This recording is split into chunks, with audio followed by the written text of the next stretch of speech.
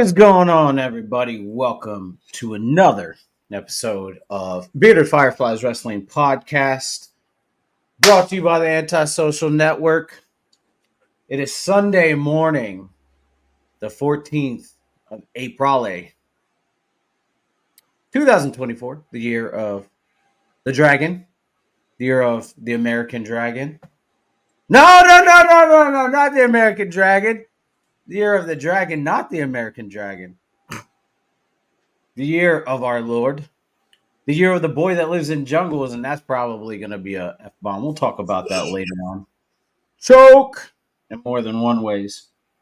So today is a very special episode. It's going to be longer than we normally do. We got a lot to cover in this last 2 weeks because we missed 2 weeks because of WrestleMania. But before we dive into that and before we dive into all of the madness that has happened over the past 2 weeks, Chris, how has your last 2 weeks been? It's been eventful. Some bad, some good. Obviously, WrestleMania weekend was a lot. Yeah. I felt like from Monday to Friday, this past Friday, it's been a very long week of wrestling. Yeah, I do. You, man. Man, I'm telling you, I have been so tired. So tired ever since last week, even before last weekend. I was All tired. that adrenaline's gone, man. Yeah. A lot of the adrenaline is like sucked out of me, and it's not in your soul anymore. Yeah, dude, it's been an event. The adrenaline's not in my soul. Something, Cody Rhodes. Yeah, but I mean, this week I've been just recouping. I've been taking this diagnosis that I got very seriously, and this ain't the place to talk about it. But this diagnosis I found out about that I've been diagnosed with for almost 10 years. I didn't know about until maybe early last month. So yeah, I've been processing that and trying to figure that out and navigate all that. But yeah, man, like it's been good. I've gotten back into playing Supercard. I was watching Super's Oh My God Barbecue. JB, the man. I don't know. I don't know if you watch him, but he's got some really good content. He plays a lot of Supercard and he does a lot of card reveals. I guess he has I think he has a contract with Cat Daddy where they give him coins or like currency and he can buy packs out of it and he reveals. Nice. But he still plays the game. So I mean, It's pretty cool. So I know when WrestleMania came around Florida after I missed it like 2 straight years in a row, we got basically the post-pandemic WrestleMania where it wasn't exactly full attendance. But I do remember it being arguably one of the greatest days of my life because I got to live a dream, whether it was partially a dream, I want to get a full WrestleMania experience. How was it for American dream? Yeah. How was the WrestleMania experience for you, man? Man, so I'm going to start real quick, man. I wanted to go up there Friday, but due to some scheduling conflicts and my girlfriend having to work Friday, it just wouldn't work out, right? Like I wanted to get up there and experience WWE World. I didn't want like there to be a time crunch. But unfortunately there was. So we got up, we left Maryland, we drove to Philly. It was a 3-hour car ride and it felt like no time, dude. Like the excitement was there. I was amped. And then, we got there and I have a friend, his name is Rusty. He's a wrestler. He's been on my podcast a few times. I've been on his a few times. And he went to Philly. He lives right outside Philly in Lancaster County, Pennsylvania, which is about an hour away. And he went on Friday, and it was just too much for him. Like there's a lot of excitement going on, a lot of people.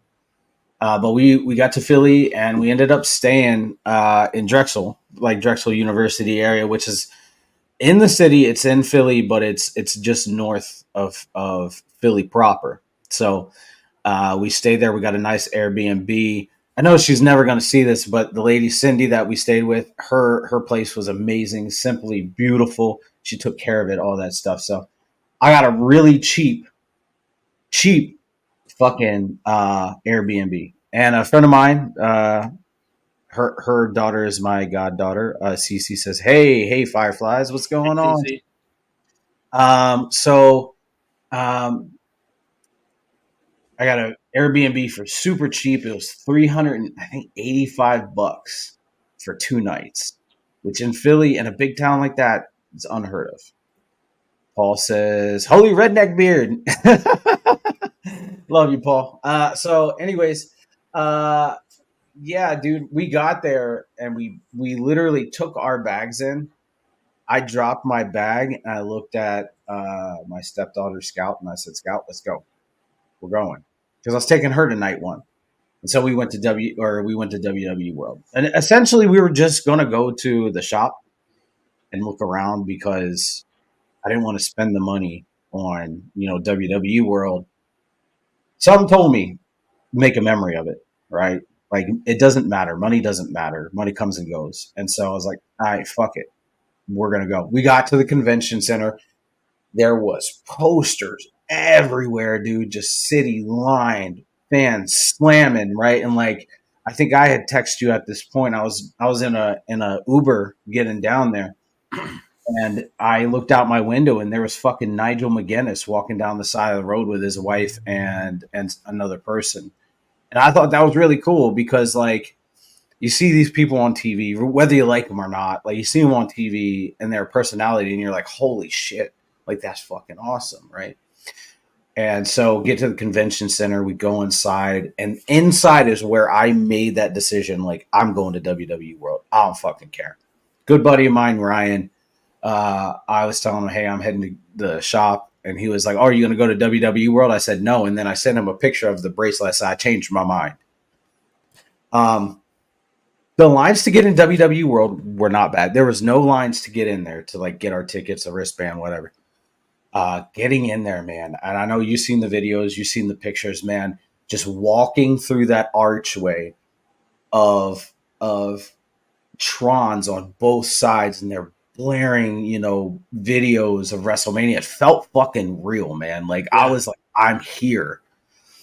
And walked through right over to the right. They had the fan entrance. I wanted to do it, but there was like 8,000 people standing in line. I was like, I ain't waiting, right? We already know who I would have done. But anyways, it would have been the Fiend. But going through, they had different exhibits for photo ops. They had an ECW stage because they're in Philly. They had a special ECW show actually on Friday night in Philly with a bunch of originals, which was cool. I didn't go, but my buddy did. And then we get into some of the more different photo ops. Like they had the Roman Reigns head of the table with all of the people that he beat and the pictures in the background, which was really cool. And just past that, man, it ripped my heart out. It was Bray, and they had a Fiend set up, dude. They had the new Fiend that they envisioned in the documentary, which is what we're going to talk about later. Another thing we're going to talk about, but they had the new Fiend in the doorway of the Firefly Funhouse, and then they had Bray's return at Survivor Series. And it was emotional, man. Like I took pictures, and we'll show pictures at the end of this, but like I fucking went after every picture. I got up and was like, and blew him a kiss, right? Because like that man meant so fucking much to me, and he meant so much to us, which is why it's why we're doing this. And so they had the ring set up where you could go take pictures. They had a 2K area set up where you could go and do that. And like in a weird surprise, like I was like, I'm not spending no money on autographs, and I didn't, but I met Bronson Reed and I got an autograph on the WWE Championship. That was super cool. Really nice, humble guy, like beyond humble, and that's awesome. So got to meet him, and I was just like over the fucking moon, man. They had a King of the Ring area where you could take a picture with the throne. Oh, They had awesome. yeah, dude, they had an Attitude Era theme area where you could walk around, take pictures. I took pictures and stuff. They had the Eddie Guerrero lowrider. I got to see somebody flipping the switches in it. That was cool. Yeah, somebody was flipping the switches, and like I couldn't pull my phone out in time to show it, but like dude was Right. flipping the switches and stuff, and it was cool.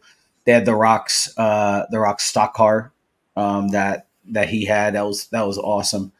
But I mean, like, dude, it was just it was amazing, right? And it's amazing to see the parents being out there with their children, supporting their children. There was a Yeah. dad who's not a fan of wrestling, but his daughter is, and he was in line behind us, and we sat and talked, and he was like, I'm not even a fan, but I'm here to support my kid. And it was just like, it was amazing. So I made the like conscious, well, we went to the WWE store, man. Like, I don't know if you ever, like, if you went to the WWE store, but like, it was super overpriced, man. Like Mhm. all the WrestleMania stuff, like the shirt's $40. I'm like, how much rather spend? That's about average though. Oh, that's okay. Well, yeah. So there was something I was looking for in the WWE store. I was looking for the NWO hoodie, this white one that I seen online with black lettering. I was like, I fucking love it. They didn't have it. They had one that was not my size. It was $110. Online is 23, and I was like, I'm good. Yeah, yeah, yeah. Is it because there Exactly. was a sale on the site? Yeah, it was a sale on site, but normally it's priced at 65. Hmm. That's So that's weird. yeah, yeah. So I said, hey, I've got to get something from the WWE store. I got to walk out with something physically in my hands. So I got the WrestleMania hat, the WrestleMania 40 hat. This was the only one that really appealed to me. They had another camouflage one. They had one that was geared toward the Eagles, which is cool because Philly. But I was like, I'm just going to get this one. And then my stepdaughter got a Pharaoh stuffed animal with the WrestleMania gear on it, which was really cool. Nice. Yeah, yeah. And so like instead of going back to my Airbnb, we went straight to the arena. And like we went right to the arena, man, and like it was awesome, right? We get to the arena, we walk inside. Security wasn't nothing. We had to take our belts off and like walk through the scanner, whatever. And we get inside, and that was the moment that I was like, "This shit is for real, right? Like, I'm fucking really here. It's not a dream anymore. It's not a wish. It's happened." And the seats that we got for night one were phenomenal. Yeah. Just, Yeah. I remember talking to you, and I said, "I don't care if I get good seats or not because like I just want to be there." They were great, like better than I could have imagined. And we sat next to a British couple that are from London, and we got to talking. I made friends with them. You know, they said, "Hey, we're here to see three people. We're here to see Tyler Bate. We're here to see Pete Dunne because Pete Dunne is from their same village, Right. and then we're here to see the tribal chief." And that was a really cool experience. The guy in front of me was from Africa, Oh and wow. so yeah, yeah, dude, it was wild. So yeah, it was I was just I really was cool. gonna say whenever you brought up the hat, I'm like, man, they really do the best hat Yeah. designs. Like, Oh yeah. I definitely think it's one of the coolest things when they come to cities and they do merch after the teams, football teams. Yeah. Yeah. Absolutely. And so like it was a great experience, man. Like people were shitting on the Philly crowd and on the IWC because they were like, "Oh, they're dead. They're dead." The one thing a lot of people don't realize is on TV they said it was like 40 degrees, but the wind was blowing, man, and like it was cold as fuck. I wore a hoodie night one, and I was like, I need to make sure I wear my jacket tomorrow night. So that was one lesson I learned. But the thing is, a lot of people don't also realize is that like the stadium is set up for sound to go up, not to come in, It's the right? same So problem you're with the Rumble. exactly. So like the sound was traveling up, it wasn't going in. So like people were loud as fuck. I'm telling you, like Philly went the fuck off, right? Yeah. Like Philly went the fuck off, but it didn't translate well on TV. At least And night so, one it did. Night two it definitely did. oh, night two, it definitely did. So we got out of there. We had some problems with an Uber. We ended up getting a Lyft, which Philly is Lyft City. If you ever go to Philly, or if you ever plan on going to Philly, Lyft City. Make sure you get Lyft. Make sure cheaper prices and nicer cars, and they make sure that they get to you fast. Night two, I took my significant other Chelsea, and we went. Now Chelsea's not a wrestling fan. Chelsea's very much somebody that likes to sit and watch my excitement over the product, and not necessarily. It's not that she hates it; she just didn't grow up on it. So, so I had asked her, if we could do a date night for night two, right? Because we don't really get very many date nights. So we got date night for night two, and those seats were opposite end of the stadium, but we could see everything. It was really high up. We were about 15 rows from the top, and it was scary as fuck for her. I've been to a show in an arena where I'm sitting super high, so it didn't bother me, but it really bothered her. But after we got and settled down, um, and I was able to calm her nerves, she started like kicking into it. She started having fun with it, right? Like the couple that was sitting in front of us, originally from New York City, they live in Baltimore now, and the guy next to us has been to every WrestleMania since Rollins cashed in the Money in the Bank at Oh Mania. wow. Yeah, and he lives in San Jose, and he was like, "I'm just here to see Bailey win the championship." He was wearing a Bailey shirt, so it was like really cool, and like that was one of the most beautiful things that I could relate to my significant other Chelsea is that she thought that going to WrestleMania there's going to be a fuckload of drunk assholes, inconsiderate, but she was like, this is the best experience I've ever had out in public in a public setting because everybody was so nice. Everybody engaged her. Everybody was, trying to get her into it. And it was just like, she was like, I had so much fun. Not that this is something like if we got different tickets next time down lower, I'd be okay with it. But she was like, this is something I definitely like to do. And so, like, that was awesome for her to experience that. And that was a really Right. cool experience. Overall, man, WrestleMania, it was a dream come true. It was better than I thought it would be and more. And I think, with you and I on this show, I can say I think there was only two matches that I predicted wrong. And I think we both predicted them wrong, but that's neither here nor there. Um, Great show. I had so much fun. I had so much fun. So Chris, what, actually first, before we get into it, I'm gonna show some pictures and we'll talk about it real quick. So that was at the ring, at the fan, at WWE World. It was super cool.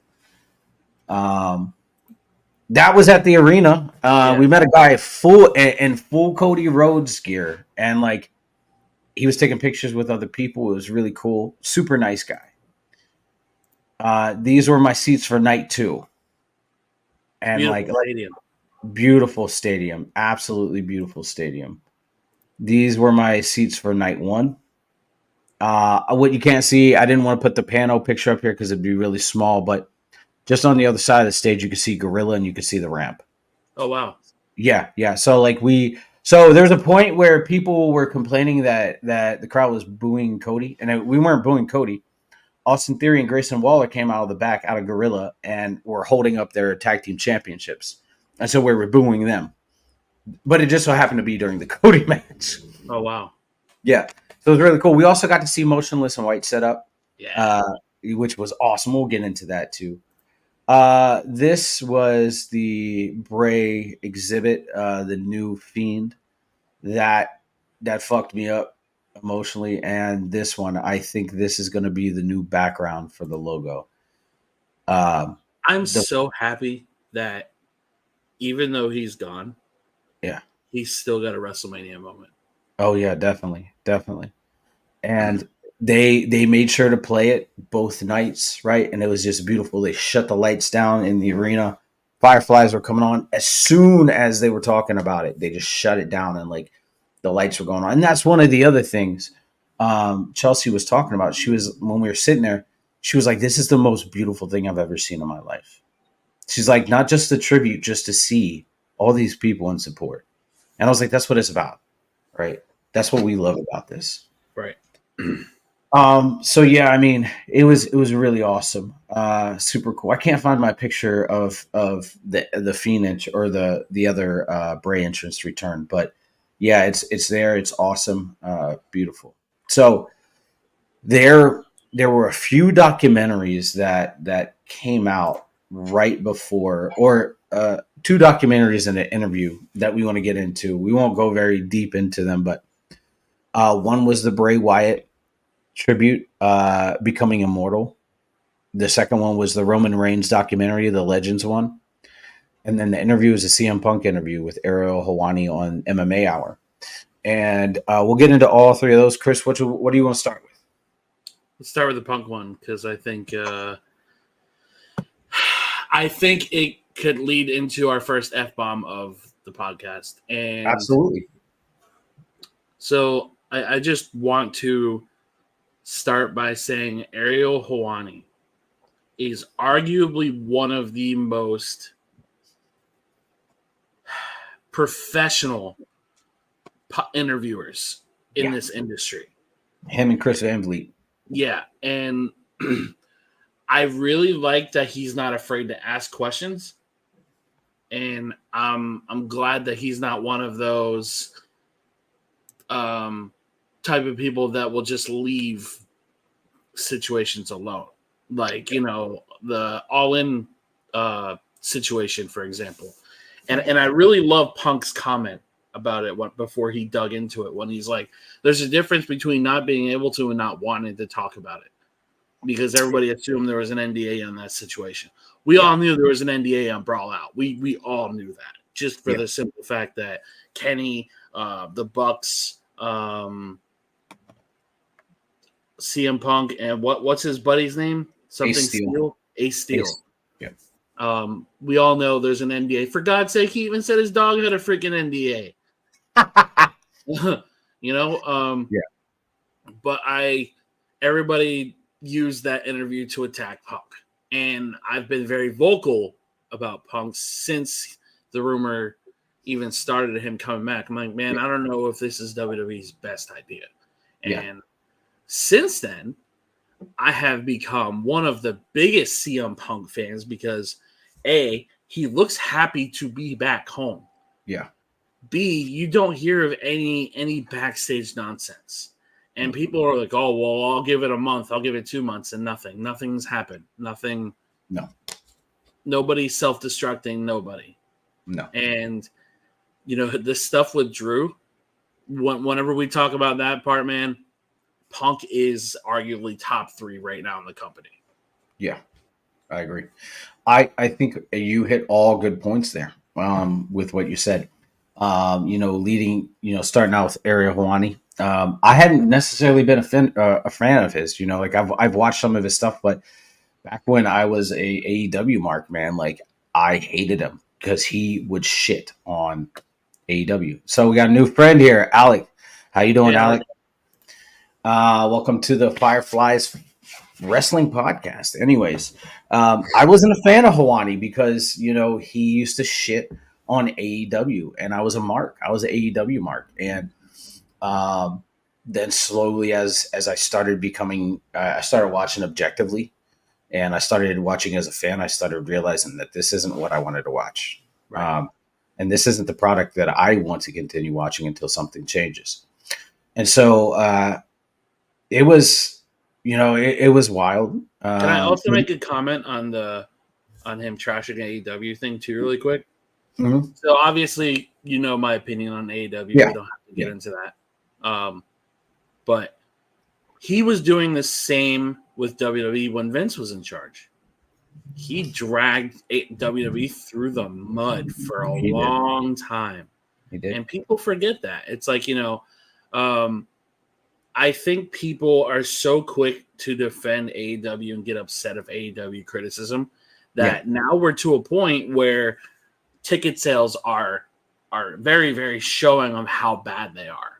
Yeah. Ratings are really bad right now. He's signing literally anybody and everybody he can.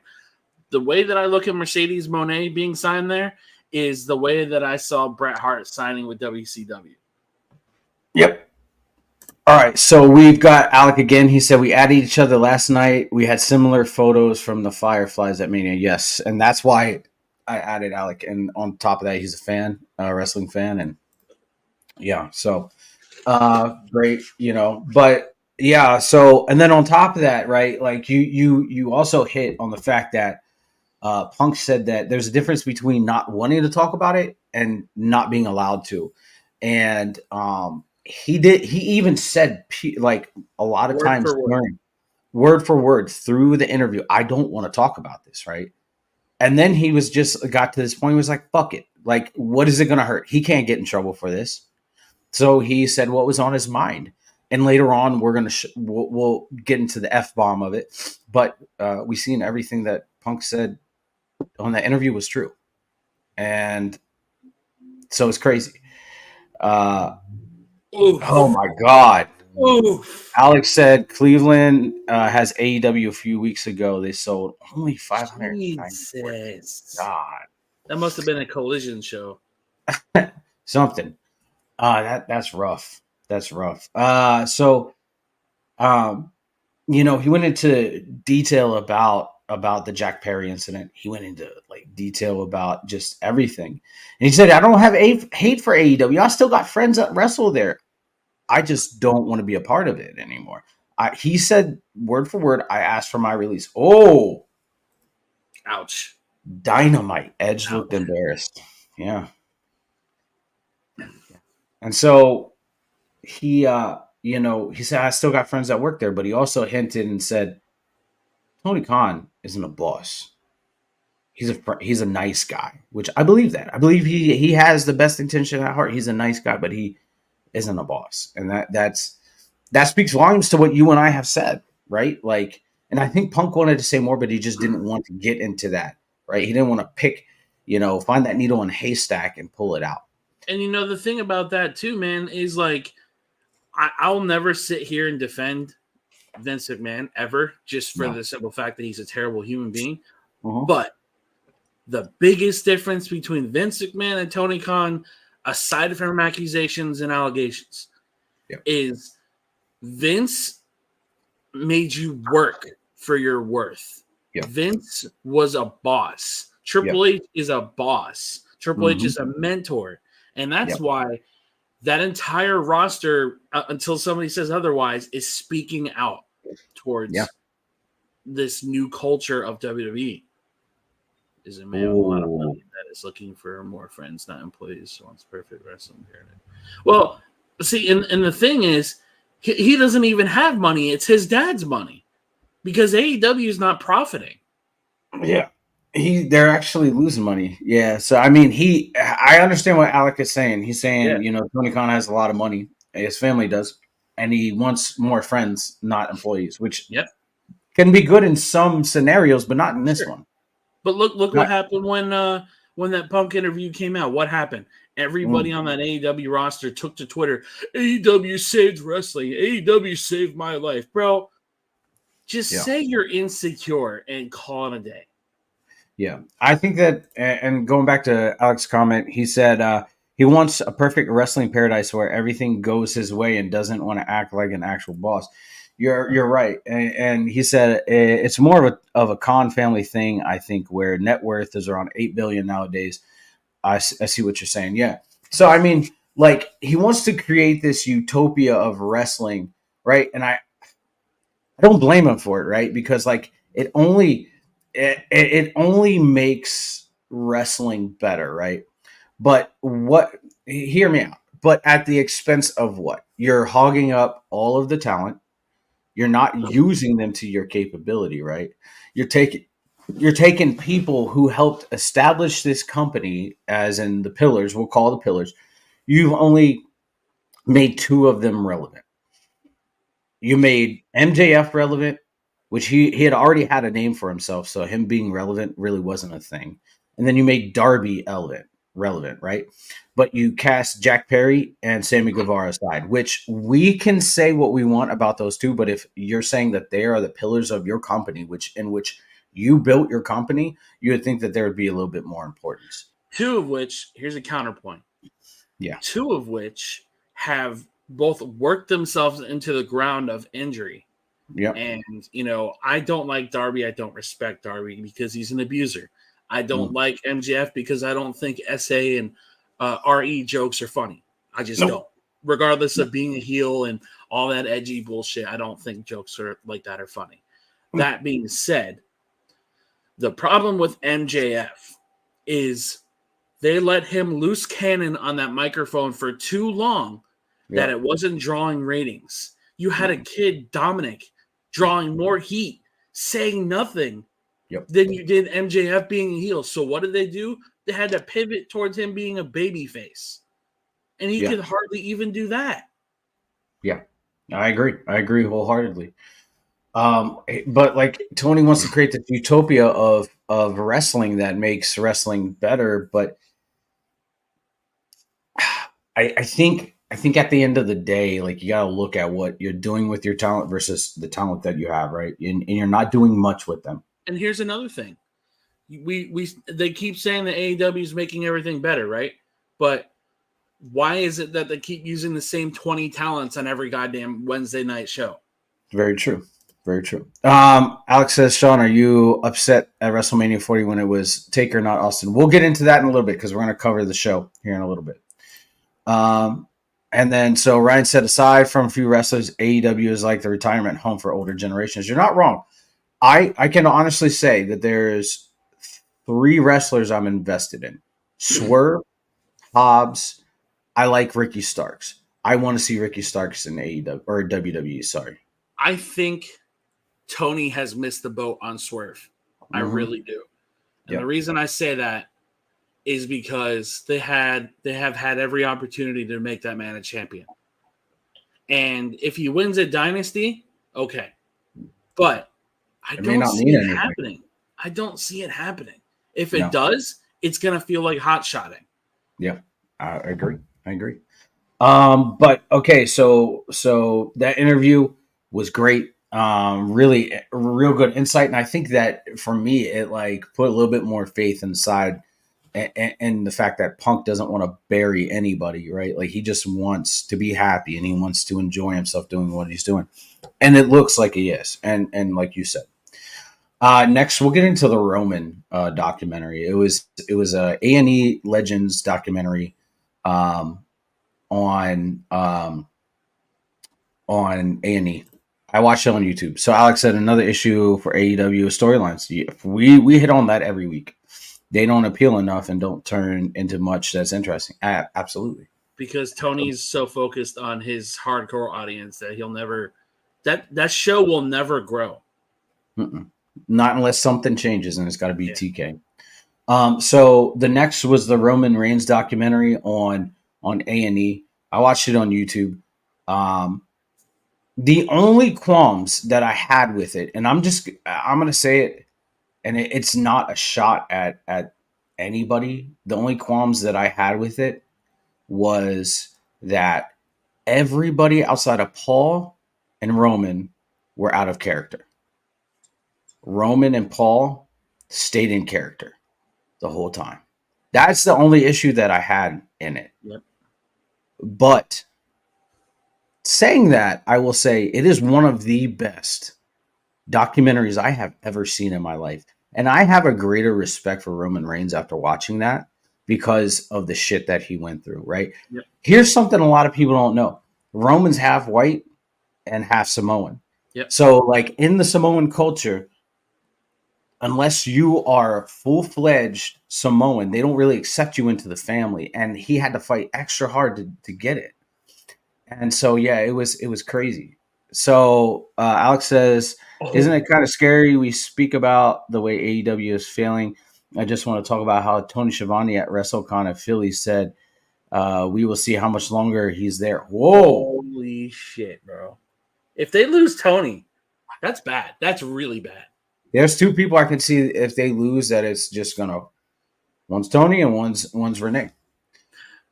I was going to say, man, after that Will Ospreay promo, bro, I just, what are they doing? Yeah. But anyways, going back to the Roman documentary, he had to work more hard than everybody else in his family because he was half white and half Samoan, right?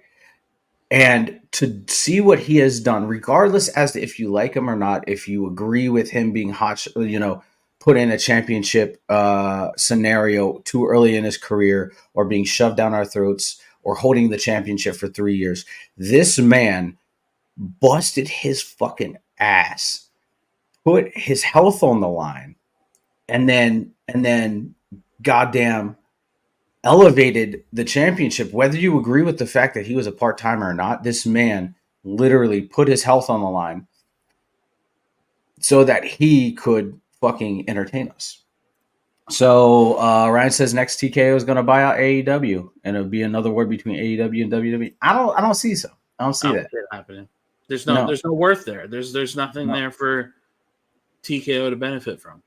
Alex said Tony isn't happy. Trust me, I actually spoke with him and Powerhouse Hobbs and Wardlow at WrestleCon for at least an hour. They don't plan on making WWE moves, but they aren't happy with their positions. I can understand. You can tell it on their faces. And then he said, Ryan Laveau, it would be interesting, but I don't think that. I mean, it would be interesting, but I feel like it would be a merger. Like at that point, it would be a merger. It wouldn't be a war. But yeah, so Chris, I don't know if you watched the Roman documentary. I know you and I spoke about it a little bit. Most of it. I didn't finish it, but it was hands down one of the best documentaries I've ever seen. I chose to watch the Bray documentary over that, so I got through most of the Roman doc. But I got the cliff notes of basically like anything important that I did miss. I appreciate that Paul and Roman stayed in character, but at the same time, it's kind of like if I'm gonna watch something titled Legends, I don't want character. And maybe that's just me. Maybe that's just how weird my brain is with that kind of stuff. But like right before WrestleMania, it just comes off super corny. Yeah, I agree. Alex said it would be just another invasion angle like Monday Night Wars, and more likely they will flop the way the storyline did before. You're not wrong. Unless Triple H keeps ahead of booking, then it's perfect. But I agree. I didn't want to see character. Unpopular opinion, the invasion storyline was really good. I actually really liked it a lot. I wish that they would have done more with it. I wish it would have. But WCW didn't have any other stars working in WWE. No. NWO didn't want to come over. Sting wasn't there. So, I mean, none of it was believable. Yeah, I agree. Goldberg wasn't there. Sting wasn't there. Right. I mean, you're the cement that kept the glue together. Steiner wasn't there. The cement that kept the glue together wasn't there. So, I mean, really, you had to either build stars out of WCW guys or let it die. And I think Vince let it die. And perfect. He said Sting was amazing at WrestleCon. Dude, we love Sting here. He's all right. I love Sting here. Yeah, I'm more of a Taker fan. Steiner was an ass at WrestleCon. I can imagine that. Steiner seems like a person that was an ass. So yeah, man. The Roman documentary was awesome. Now we're gonna move on to Becoming Immortal, the Bray Wyatt documentary. They opened up with the saying, "Wrestling isn't a love story." And I think that's where I really just like fucking got on my feels. I laid in bed and watched it, and I was in my comfort spot. I put my blanket on me. I had tea. I was ready for it, and it was sad. It was a heart-wrenching documentary. It covered his life. It covered from when he was a child to when he went to college to working in FCW with Bo and NXT and the WWE, what happened where he got fired, and then his reemergence, and then his eventual passing. So before we get into it, but so Alex said he doesn't have good math. I thought I'd quiz him. He was an ass and was so honky tonk, man. Surprisingly, that's weird. Oh man, you're gonna start tears for me. Yeah, so that documentary like made me love Bray even more, right? Yep. Like Alec, this is the first time like watching. We named the show Bearded Fireflies Wrestling Podcast because we love Bray. Bray was an inspiration for Chris and I. Dare I say you even got one of his documentary shirts. Yeah, he's got one of the documentary shirts. I looked for one at Mania and I couldn't find one in my size. Bray was something special to us, and Alec, I'm pretty sure you're along in the same vein as us. Bray did something for us that I don't think many other wrestlers have been able to do. Evoked emotion to the point where we loved them, right? Yeah, Alex said it made me realize how much of a genius he was. More of a genius. He knew something was going to happen to him. Yeah, maybe he did.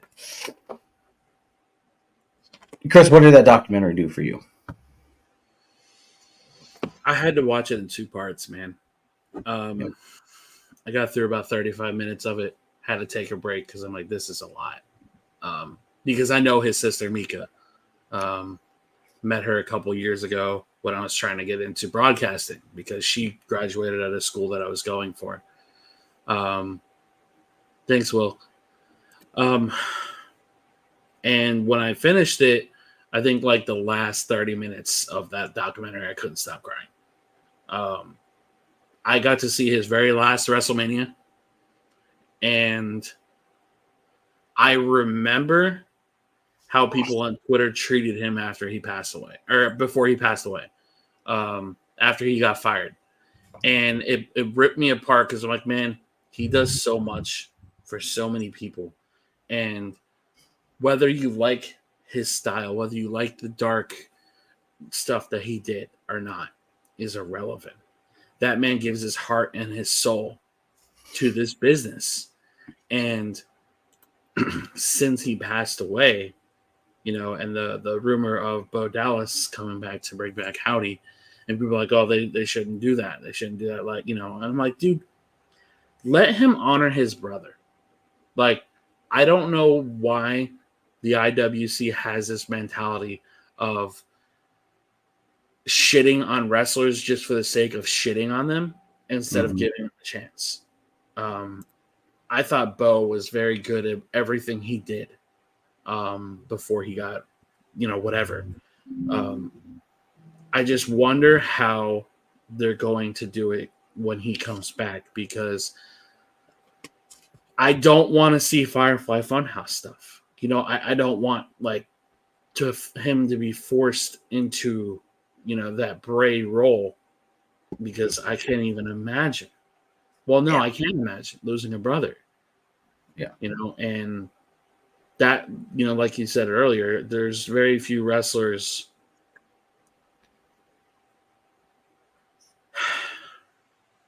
I'm just going to say this, Paul, and I'm going to say this with as much respect as I can, because any criticism that comes towards the Wyndham family, I'm very protective over. So I'm just going to say this as respectfully to you as possible, because I don't know you, and I'm not going to disrespect you. But to say that somebody is going to flop before it happens, to discredit somebody the ability to grieve and honor their brother the only way they knew how to, through wrestling, is probably the most disrespectful comment that you could possibly say. Regardless if Bo is on that same level as Bray, does not matter. What matters is that he can honor his brother the way that he knows how to. And I think people like yourself and others should be able to respect that. That's all I'm going to say. I think I want to see them do right by Bray, and I want to see them. The thing is, Bo Dallas came up with that belief thing, right? And right. he came up with his own. He didn't get an outside source. He's in the same vein as Bray, right? He has a creative mind. They just haven't given him the opportunity to move forward with it and really use it. You also got to remember this too, man. Anything that Bo did was under Vince McMahon. Yeah. It was not under Triple H's mind. It was not under his guidance. Same with Bray. Bray was borderline Triple H taking over and Vince still being around. Yeah. I think if we get a look at what this is going to look like and let it play out for a little bit, we'll be a better judge of it. But I don't even think I'm going to judge it. Right? Like that. That's something. It's unfair to judge it. Yeah. And the only thing I'd really like to see is that new incarnation of the Fiend. Because that's something, and they alluded to this in that documentary, that that was something that Bray came up with that was unfulfilled, right? That is that's unfinished business. And I'm very much in the belief that if there is unfinished business and you can do it, get it done. Now, are we going to go and say that Bo is going to play that character? We don't know. Or are we going to say that Bo controls that character? We don't know. We'll have to see. So Paul says, I'm only saying that because creative backstage will have their hands in it too much. I hope they don't. Honestly, I think the toxic type of fans will turn on. I hope they don't. Instead of respecting it, the legacy of it. I agree. I agree. I mean, okay, so again, I'm going to say this in a respectful manner too. You say the toxic fans are going to turn on it, but you're saying it's going to be a flop. You know what I mean? Like I feel like that's a toxic statement in its own. And again, I'm not trying to attack you or your character, but like if he hasn't had the ability to show how much he can contribute to the company outside of what Vince has done with him, I think I truly think you should give it a chance before you just make a claim that it's going to flop just because. No, I think what he's trying to get at is it's not going to flop in the character work. It's going to flop with some of the more toxic fan base, Sure. which I don't think he was being disrespectful, and I can respect it. He's saying that okay, so yeah, he pointed out. I said that's why I think it'll flop. It's not going to flop because of the character work or development. It's going to flop because of the toxic fan base that says that it's not Bray, so it's never going to work. But then he also said the creative backstage 2 part, though. You know what I mean? Like, yeah, that could be it, though. Creative could have their hands in it, and I hope that they fucking don't. I hope that they leave it out, but only time will tell. So Will asked, is Alexa Bliss going to be involved in the storyline? Everything that I have seen, people have said that it is an AI thing, but some people think that it's real. Bo has come out with videos talking about Alexa Bliss, so I think Alexa will be a part of it. The IWC will always be haters. That's how it is. Me and Chris know that best. I like to give a lot of wrestlers a chance, honestly. Yeah, he does. And Alex says, I don't think it'll flop at all. Have you seen the teasers? Yes. Yeah, we've seen the teasers. Yeah, and so Paul said that she's in training. Yeah, there's actually, I think, videos. He said Nightbird's playing as Lights Go Out. Yep. Chris and I have seen it. So, and they've been doing like little teasers on Raw and SmackDown, like with the cameras. So the Bray documentary really struck something in me, an emotion in me that made me love Bray even more. And I watched that like the day before going to Mania, so that was like heart wrenching when I got to the WWE world. But we're gonna skip Raw and SmackDown because that was leading into Mania, and then we'll get into the Hall of Fame. Chris and I were messaging during the Hall of Fame, and I said I'm really only staying up late to watch Paul. Not that I don't support the Wyndham and Rotunda, but the U.S. Express. But for me, I didn't really watch him. But yeah, for me, it was like I wanted to see what Paul had to say and like how they were going to portray Paul, right? Because we always see Paul. Yeah, I forgot Ryan. Ryan lives in West Virginia. Paul, he never comes out and talks about himself. So no, actually, I didn't go to the Hall of Fame because I wasn't in Philly at the time. I left Saturday morning. So I wanted to see what they did with Paul or how Paul delivered himself, right? mm-hmm. And I wasn't disappointed. I just wish that they wouldn't have censored it, right? I wish they would have Peacock would have just let it fly. To be fair, a lot of the things that were bleeped out were pretty vulgar. They were they were in the veins of fuck and suck my dick. Yeah, and so pretty bad. But that was the Paul Heyman that I wanted to see, right? That was the Paul Heyman that made him famous, right? The Paul Heyman that didn't toe the line, that was like, where's the line? There is no fucking line, right? That is the Paul Heyman that brought Extreme to Philadelphia and to national TV. That's the Paul Heyman that debuted in WWE, WWF at the time with Brock Lesnar. and did the invasion angle, right? And continued with Brock Lesnar and is the fucking advocate for Roman Reigns and CM Punk. God forbid Cesaro and Ryback. But still, And fucking and Curtis Axel. I don't have a problem with Curtis Axel. But that is the kind of fucking Paul Heyman that I wanted to see. Yeah. So Will said I thought Joey Styles would induct him, but Roman was fine. Joey hates WWE. Yeah, Joey hates WWE. I would have loved to see him induct because that would have felt right, but I'm happy Roman did. Maybe Punk, but I think Roman fit the bill more. Randy's reaction to Paul Heyman's speech was great. It really was. I don't think anybody would have been more impactful to induct him. I wouldn't even say any of the ECW guys either. Maybe Brock was the only other person, but even then, Brock doesn't necessarily have that because he's been around Roman his whole life. Right. Right. I think it would have been Brock if that shit didn't happen. Yeah. I like Bubba's reaction. In all fairness, though, Triple H did say that Brock is just sitting at home. Like, he's not being investigated at all. So it's not like Brock's not in trouble for anything. Not right now, at least. So, yeah, I mean, you know, it was really cool to see Paul's induction. I know that Chris watched the whole Hall of Fame. Mm-hmm. I didn't get to watch it. But there's a few highlights in there that really stuck out to me. And that after reading, you know, some of the things that happened, what's his name? The guy that was in the wheelchair. I can't remember his fucking name. Anyways, one of the guys, you know, the highly religious guy, at the end of his speech, Thunderbolt said, "Stop making everything about race." And we don't really like to toe that line here and talk about that thing here.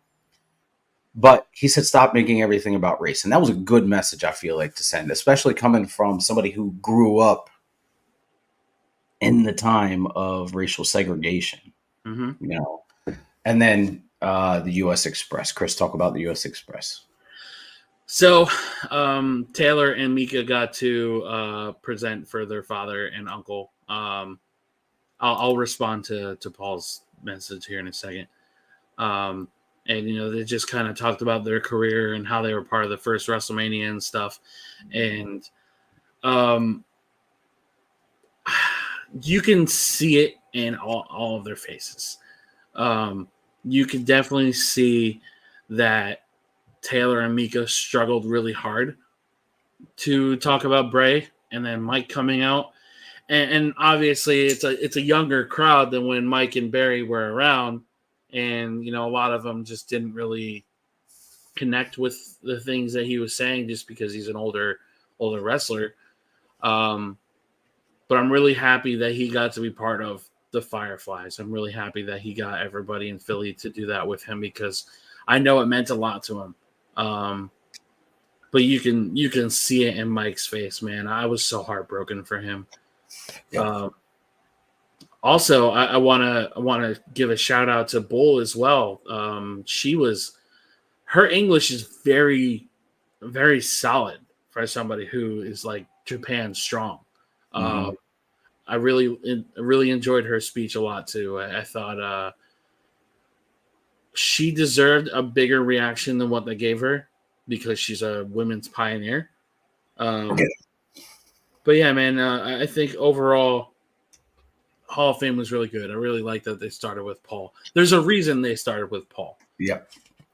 Well, I wrote this to you and I said, why are they starting out with their headliner? But thinking about it now, it made so much sense. Yeah. Leave the fans going home with something that they can feel. Right. All right. So Hall of Fame was awesome. Stand and Deliver. We're going to talk about Stand and Deliver. Hold on real quick. Will said, honestly, I thought Mike and Barry should have been inducted as singles wrestlers because they did so much more single wrestlers, and the U.S. Express was only around for 1 to 2 years, if I remember. Yeah, not wrong. They did it because Wyndham didn't go in the Hall of Fame, though. I mean, it was a mix of Mike needed to have family with him. Not saying that it's a slight at their career, but like he needed to have his brother-in-law there to go into that Hall of Fame and not break down. Because, like I said, man, you can see it in his face. So I'm not too mad that they didn't go in at as singles competitors. Okay.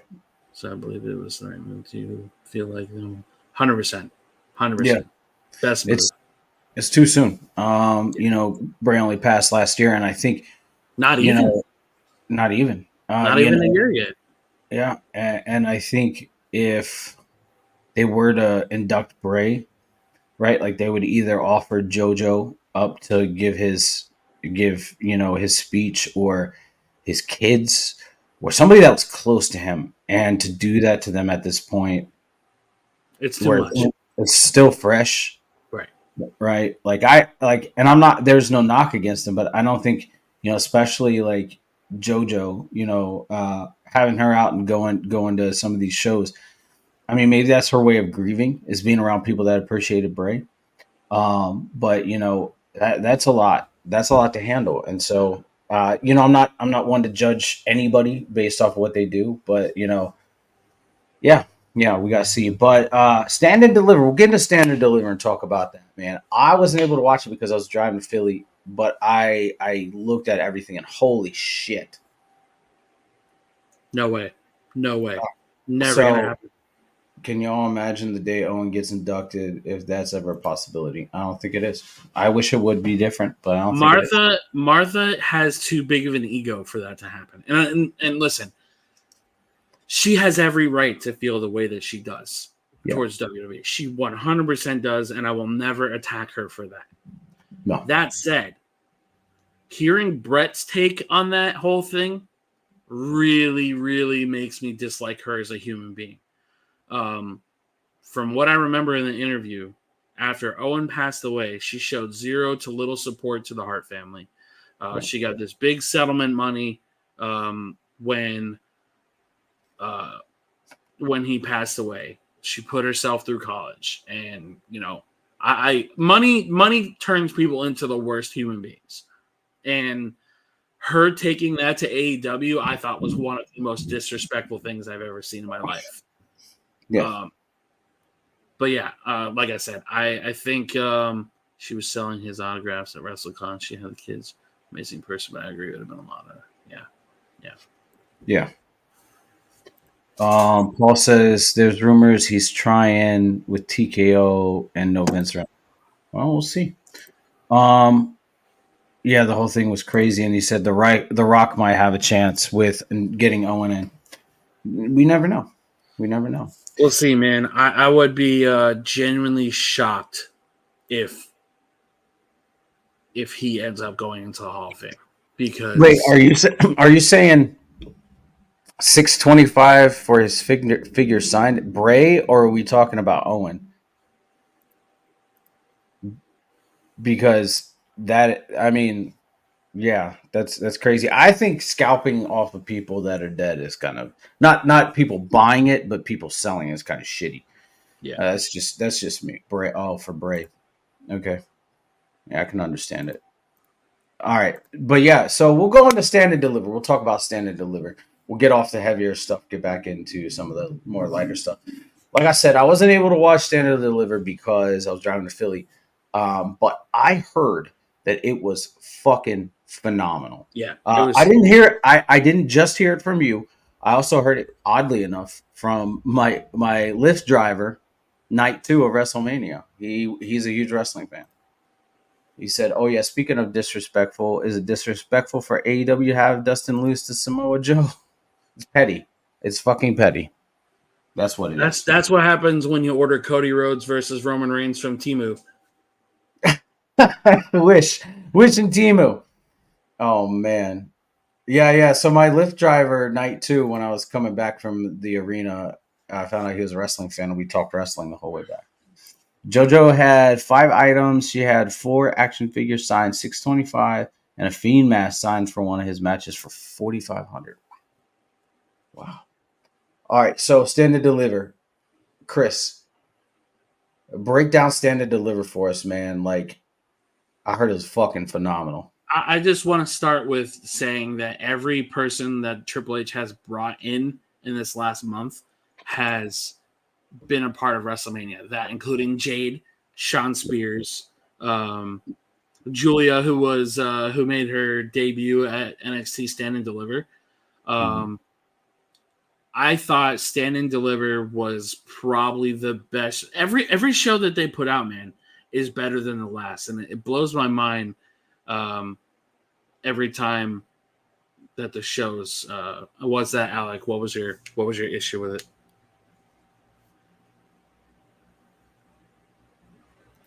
I know you sent me the shot of Obafemi. Yeah, dude. My fucking, I still have to go watch it, man. Yeah. I haven't watched anything from this past weekend. I Mhm. started watching WrestleMania Night 1. I was like, oh, why is Sean losing? He's a mentor. That's why. Yeah. He's not there to be a main event superstar yet. And I think people need to understand that everybody in the company, from bottom of the roster to the top, everybody has a role. If everybody was a champion, you would be in the same state that AEW is in. AEW makes people champions that shouldn't be a champion, and you have to build people from the ground up. You look at somebody like Jade. You're not going to have Jade lose just for the sake of losing, because she's a star. She has star power. Sean Spears, I made, but it's only his second match though. You see what I mean? Like you're counterpointing yourself. It's Sean Spears is there to work with talent, and he's there to help other people get over. He gave Ridge Holland probably one of his most interesting matches, and the match he had with Joe Gacy. If you guys didn't watch this, man, it's probably one of my favorite pre-show matches that I've ever seen. Joe Gacy, I've said this before, is one of the most underrated NXT guys. And the fact that he got a moment in Philly made me really happy for him, because Joe Gacy's incredible. But Sean Spears is going to be something in the next 6 months back in NXT. I think he's very good at what he does. Then we go into the main show, and we had the Wolf Dogs versus Axiom and Nathan Frazier. I'm a really big Baron Corbin fan, and I will forever stand on the fact that Baron Corbin is one of, if not the best worker on that roster, from main roster to NXT roster. He's incredible. They won that match just to lose this past NXT to the same guys. So I think they just wanted to give Corbin and Braun Breaker their last hurrah. Oh my goodness. Starting to show it on Saturday while people are watching. Listen to me.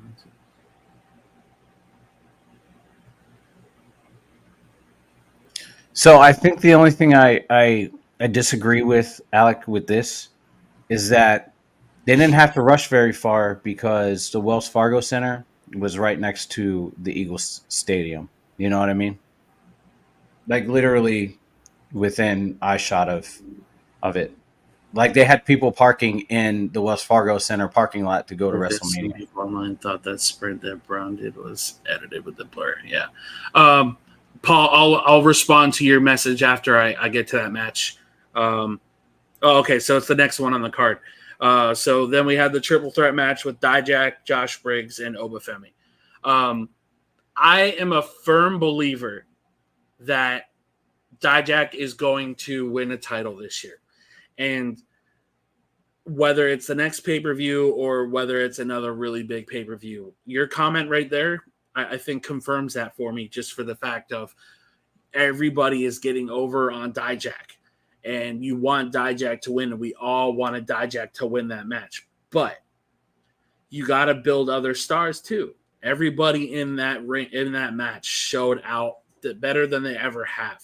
Josh Briggs is a severely underrated brawler. Obafemi, who just won the title off of annihilating Dragon Lee. Why would you have somebody as dominant as him lose already to another dominant Dijak? Dijak didn't get pinned. It doesn't hurt Dijak that he lost that match, because he didn't get pinned for it. I think Obafemi is going to be on the main roster within the next month. I truly think he's main roster ready. That said, I think Dijak is the best that he has ever been. I think he's better than his Dominic Dijakovic. He's definitely better than T-Bar. And that's the thing you got to remember. T-Bar! That's the thing you got to remember about Dijak is he literally had to completely rebuild himself after that T-Bar mess. So it's just they did, but they were. I feel like the pandemic kind of forced people to throw shit at the wall to see what sticks. You know what I mean? I know that I'm meaning you had to go to stand and deliver while people early. I had tickets for both Wrestlemania and the city. And you will be no place like that, I promise. Okay. I mean, in all fairness, though, I also feel like since the pandemic, it's really tricky to make everything work out now that we have 2 nights of WrestleMania. You're getting more people on both cards. I don't like how the Hall of Fame is right after SmackDown. I don't like how Stand and Deliver is right before WrestleMania. But I love how all the talent is able to be given such a spotlight. They will, but I feel like that's literally the only matches that I can honestly say I gave a shit about Keith Lee. He showed out in Survivor Series. He did okay in the Royal Rumble, but I think after that, Vince kind of exposed that he can't work. Not attacking the guy, but I feel like after the Bearcat thing, if you're a good wrestler, if you're a good professional entertainer, you can make anything work. And I don't think Keith Lee does a very good job at doing anything other than wrestling. I can agree, but I guess you could also say that because Mania has become a 2-night event last year. Yeah, I agree, but I think it would be even worse if it was in one arena. You know? Yeah, they'd have to change it. It's like right across the street from each other, so I don't think it was too bad. I think it's just a matter of how you plan everything, and that's why they did WWE World for as many days as they did. I honestly think that if they are going to do it, then they need, moving forward, they should go and do shows in that city and have WrestleMania week kick off with Stand and Deliver, right? And then you go into Monday night, and then you go into your sequential shows like that, right. Just so that everything's not compact into 3 days, and you got so much to do in 3 days, right? And you're still on importance with Saturday or Sunday. Yeah, still getting that viewership, right?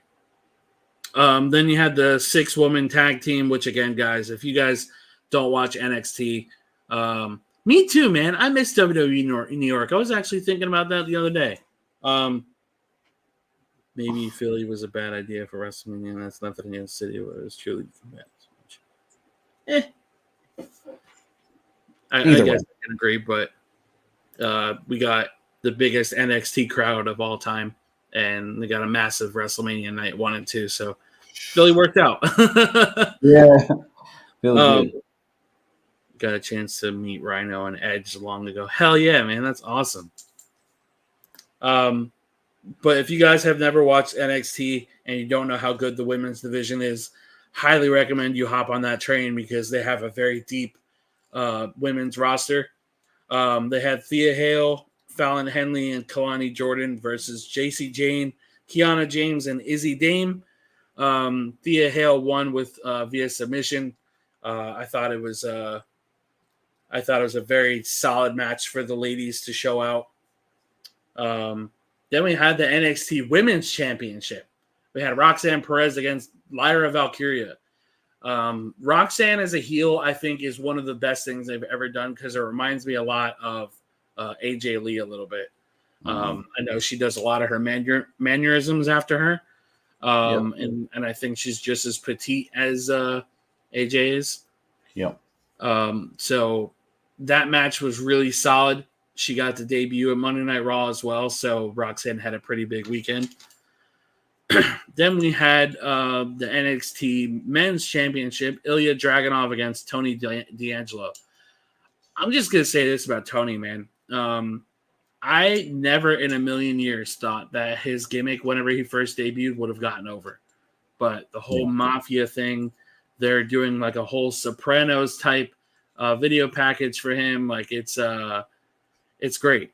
Ilya, of course, retained. Another great match. I highly recommend people will go back and watch that one. Then we had the main event, Trick Williams against Carmelo Hayes. Trick Williams, the ceiling that man has is incredible. I think he is one of the most over talents that WWE has right now. But yeah, Trick Williams won that match. We're going to get a steel cage match this coming Tuesday with Melo and Trick. Overall, great show. Honestly, the women's roster is ridiculous. Hard to keep track of everyone. It is, but it isn't. I feel like wrestling as a whole, man, if you figure out how to compartmentalize everything and you figure out what you want to invest in, everything just kind of slowly follows suit behind it. I watch NXT and NXT Level Up, so I watch like people go through the system before they get to the main NXT roster. And man, there is a gigantic women's roster. And I think it's the best state that women's wrestling has ever been in. And the best thing about NXT is HBK gives every female on that roster a chance to shine. Yeah, absolutely. I'm gonna go back this upcoming week. Oh, Sol Ruka. Sol Ruka's incredible, bro. Yeah, I play WWE Supercard, and WrestleMania. They have a WrestleMania from last year. They have a Sol Ruka card. So who the fuck is Sol Ruka? So I'm gonna have to go and watch her stuff. Anyways, so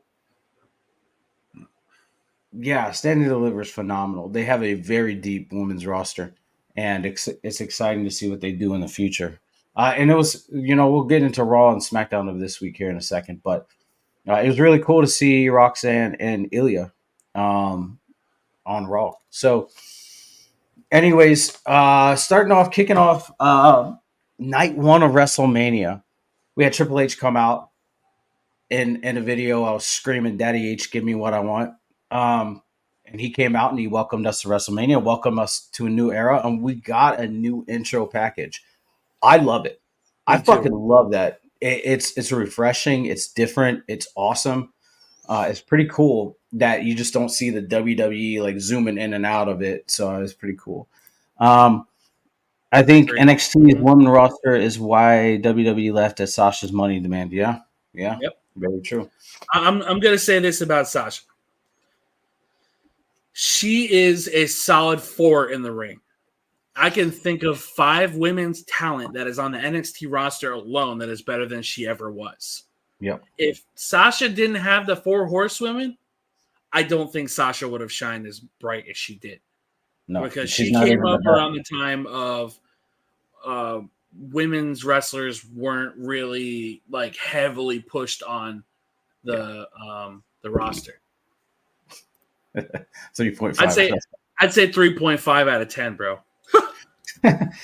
All right, so we're going to go to night one of WrestleMania, like I said. So we have our opening bout was Rhea Ripley against Becky Lynch in a championship match. Now, like I said, I haven't watched WrestleMania. Oh, Jesus. Charlotte individually put them all over. Yeah, she did. She put every single one of them over. She ate the most shit out of all of them, too. Yeah, she did. She's the most underappreciated woman in professional wrestling, in my opinion. Yep. So you got Rhea Ripley against Becky Lynch. You had 2 special entrances in both Becky and Rhea and Becky, and it was good. God, I'm just okay. I think Sasha got the record for the most title losses. Yeah, you're not wrong. Hot potato champion. Yeah, so Becky Lynch came out with like a virtual book, her reading out of her book. It was awesome. She came out. My only qualm with Becky is her costume. She looked like a box of Marlboros. Well, you saw what it was, right? I'm pretty sure it's like excerpts from her book. Yeah. Her bottom was a bunch of passages from her from And her. that's cool. I figured that's what it was. But she came out looking like a box of Marlboros, box of cigarettes. But I mean, it's pretty cool. And then to hear that she had been dealing with all the sickness, for the past week, and she's still competing at the capacity in which she competed. It's crazy too because like there's been a lot of pay-per-views that I've seen that she's been either injured or sick, and she's still performed great. And then you had Rhea Ripley. Sounds familiar. Who else does that? Oh, a lot of people. Uh, That would her husband. I'm sorry, but I just got so annoyed Charlotte would lose the championship at a pay per view, then would win it. Yeah, that was Chris and I's biggest problem is the hot potato for the women's championship. It did was stack up numbers for Charlotte, and I feel like even though her number is really high, like half of those don't last more than a month. I mean, you can make that argument towards a lot of people, though. Mm-hmm. Yeah, very true. Um, Facts. Ripley Silver, it's ridiculous. Yeah, so she came. So Rhea came out to Motionless in White, playing her out. It was great, right? Like it translated well in the stadium. Good. It sounded just like the recording. It was great. Stacking up like trying to match her father's title reigns. Maybe. Very good match. Very great storytelling. I didn't have any issues with this match whatsoever. None. There was a point where I was like, are they going to take the championship off of Rhea? I really thought that she was going to lose it. Stacking up title reigns to beat Trish Stratus' record that stood for years. It didn't make much sense. She broke a record that stood for years. Yeah, you're not wrong. You're not wrong. So next we had the 6-person or the 6 tag team ladder match with Awesome Truth, A-Town Down Under, DIY, fucking Judgment Day, New Catch Republic, Judgment Day, and the New Day. And I will say, man, what we thought was going to happen happened. They split up the tag titles, which I am all for, right? And they didn't announce that. I don't know if they did it on pre-show because I don't watch pre-show. Nope. But they didn't announce that until after like during the match, where the match will continue until both sets of titles are grabbed. Austin Theory is underrated. Yes, he is. I'm a huge Austin Theory fan. So I'm going to say this about Theory. Theory is one of the best in-ring guys that they have. And I think him being one of Vince's guys hurt him a lot. And I think when he was okay. I think the way that he was pushed hurt him a lot. Yeah. And I think when Triple H took over, obviously he created the way in NXT. Yeah. He knew how good Austin Theory was, so he wanted to try and make that Money in the Bank briefcase work. But Roman being a champion and being the only champion really fucked over Austin really bad. It did. So we seen A-Town Down Under win the SmackDown Tag Team Championship, which I agree with, and then we saw Awesome Truth win the Raw Tag Team Championships, which you and I both said Awesome Truth would. Well, I said Awesome Truth would win. I didn't think A-Town Down Under would win. I thought it would be New Catch Republic. All right, you know what's really funny about A-Town Down Under winning is the fact that Dave Meltzer tried reporting that a meeting was happening that they were going to get rid of Theory and Grayson from the ladder match, and they won it. Yeah. That SmackDown before, I thought that they were going to get lost in Philly.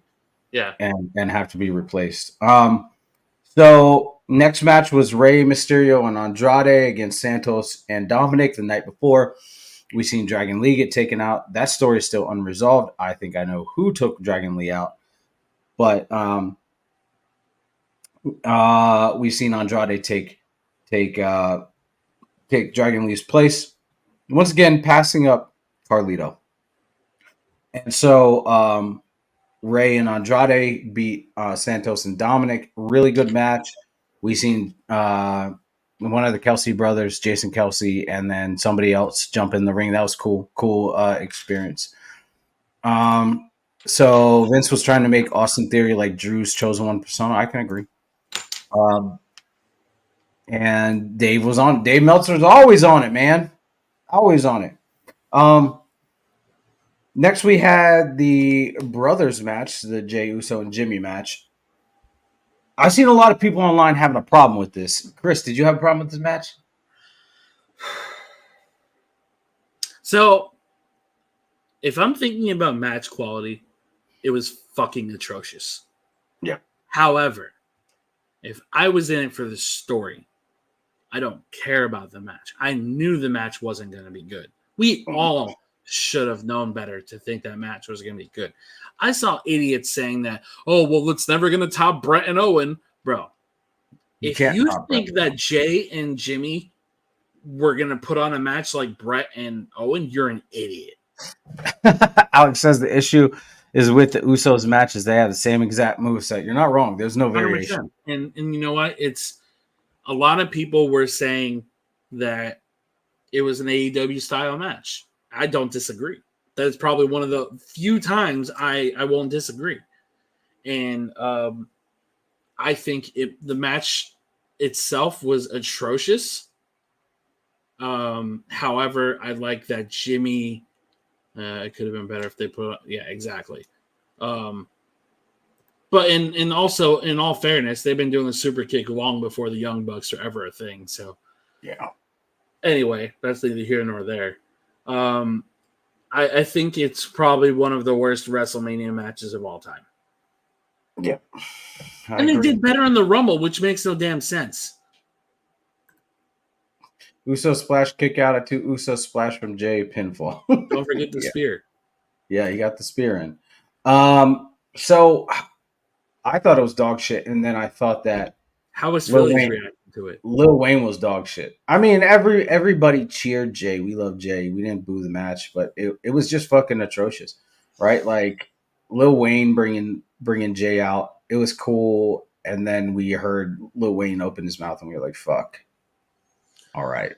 I didn't think it was as bad as everybody is making it out to be. Then again, I didn't watch it on TV, so right. But I can also see why wrestling fans will be turned off to his voice, because that was my complaint about him. Man, if they would have brought Meek, if they would have had Meek Mill bring out Jey Uso, that'd be different, completely different. He was off that juice. Yeah, exactly. It's all that years of abuse on that lean. Yep. But like I said, I can't drag Lil Wayne, man. I just can't. No. I don't have it in me. I love Lil Wayne. He's one of my favorite rappers. Him and Tech Nine, Tekanina.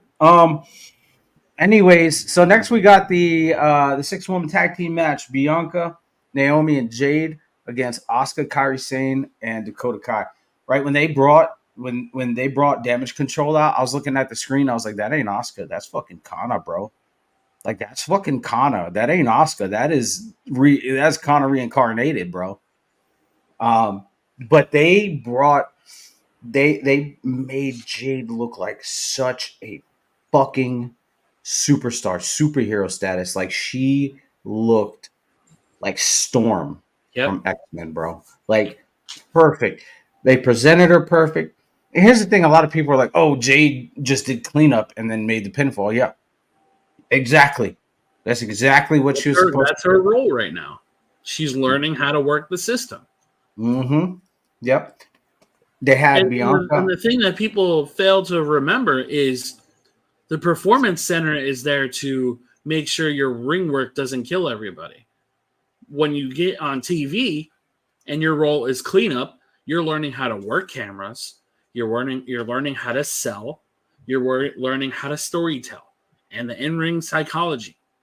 And all those things can be taught in the Performance Center, but if you're not in front of a camera, you're not in front of a crowd, none of that means shit. Absolutely.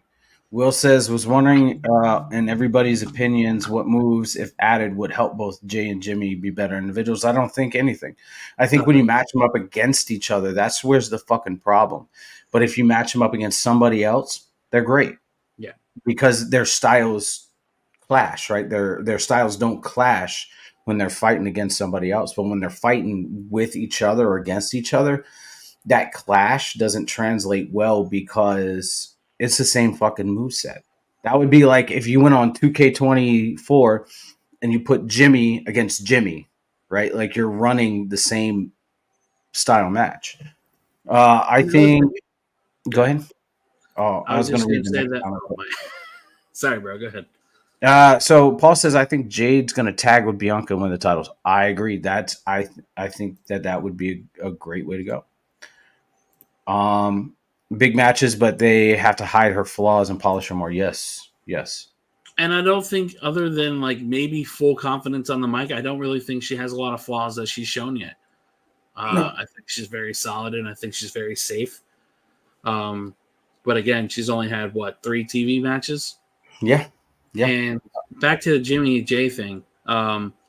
If you look at Owen and Brett, they were 2 completely different styles. Brett was more technical, whereas Owen, he was technical, but he was also a brawler. Yeah. And I think people fail to recognize that their entire careers they have been tag teams, Jimmy and Jay. Mm-hmm. They never once went against each other. And this being the first time in a WrestleMania spotlight, you live and you learn, man. I don't hate either Uso for that match. I just hate that it went down the way that it did. Yeah, I mean, typically in a tag team, you have somebody that is the heater, and then you got somebody that is the big guy, right? That does all the work. I mean, Enzo and Cass. Look at it. Enzo was the heater. Cass was the big guy. You got Arn and Tully. Same thing. You got a whole bunch of tag teams, but then you look at brothers or people with the same style, and if you take them out of that tag team and you put them up against each other, it's not gonna fucking translate. Okay, so Owen was kind of a high flyer too. Blue Blazer, yeah. I meant a luchador. I think Bianca and Jade win the tag titles, and eventually Jade turns heel in the next WrestleMania. Not Shit, dude. My brain immediately went there when you said a high flyer. I wanted to go dark humor and say, yeah, literally, but too soon. Literally, but not figuratively. That was dark. So, anyways, I heard yeah. his theme song was Free Falling. Oh sorry. My God. Sorry, I'm done. Okay, we're gonna move on from that. We got the first shock of the weekend. Okay, hold on. Will says, nah, sorry, I totally forgot about the whole thing. Wasn't even trying to think about it, honestly. It's all good, bro. It's all right. It's all right.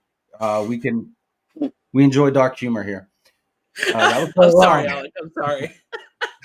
I meant like his actual blazer work. Yeah. We get it. We get it, Will.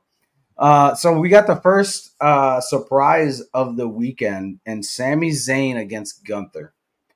We'll hit up these comments and move on. I might need a moment of silence after that. Moment of silence. I don't do that. Pray to the Dark Lord. Anyways, I feel like an idiot. Don't feel like an idiot. You're good. Hey, you're good. I'm just. You're good. I'm a scumbag with no filter. Hey, you're a gentleman amongst scholars. Okay, you're good. Anyways, so Sami Zayn against Gunther. God, that match fucking delivered. Before any of them came out, you saw a shot at the back. Now this is where it didn't translate well in the stadium. We couldn't hear what was going on, but we pretty sure it was like, Daddy, you're gonna win the fucking title. You can do it. Right? And then you seen him walking up the ramp, which you seen the lights. It was literally just a sheet. It was a sheet, right? So we could see what was happening. I literally watched as fucking Sammy was walking up the ramp. You could see the camera and the lights, right? So that was pretty cool. And then he got the gorilla, and you see Kevin Owens there. Once again, we couldn't hear what he said, but I'm pretty sure he was like, "Oh, go get him, brother! Hulkamania, brother!" He didn't say that, but I'm just making shit up. But yeah, that match delivered on a level that I didn't think was fucking possible out of Sami Zayn, right? Like, we've seen some good matches out of Sami Zayn. Sami Zayn got fucking destroyed. And in my opinion, that level of ass kicking, I've never seen anybody take and win.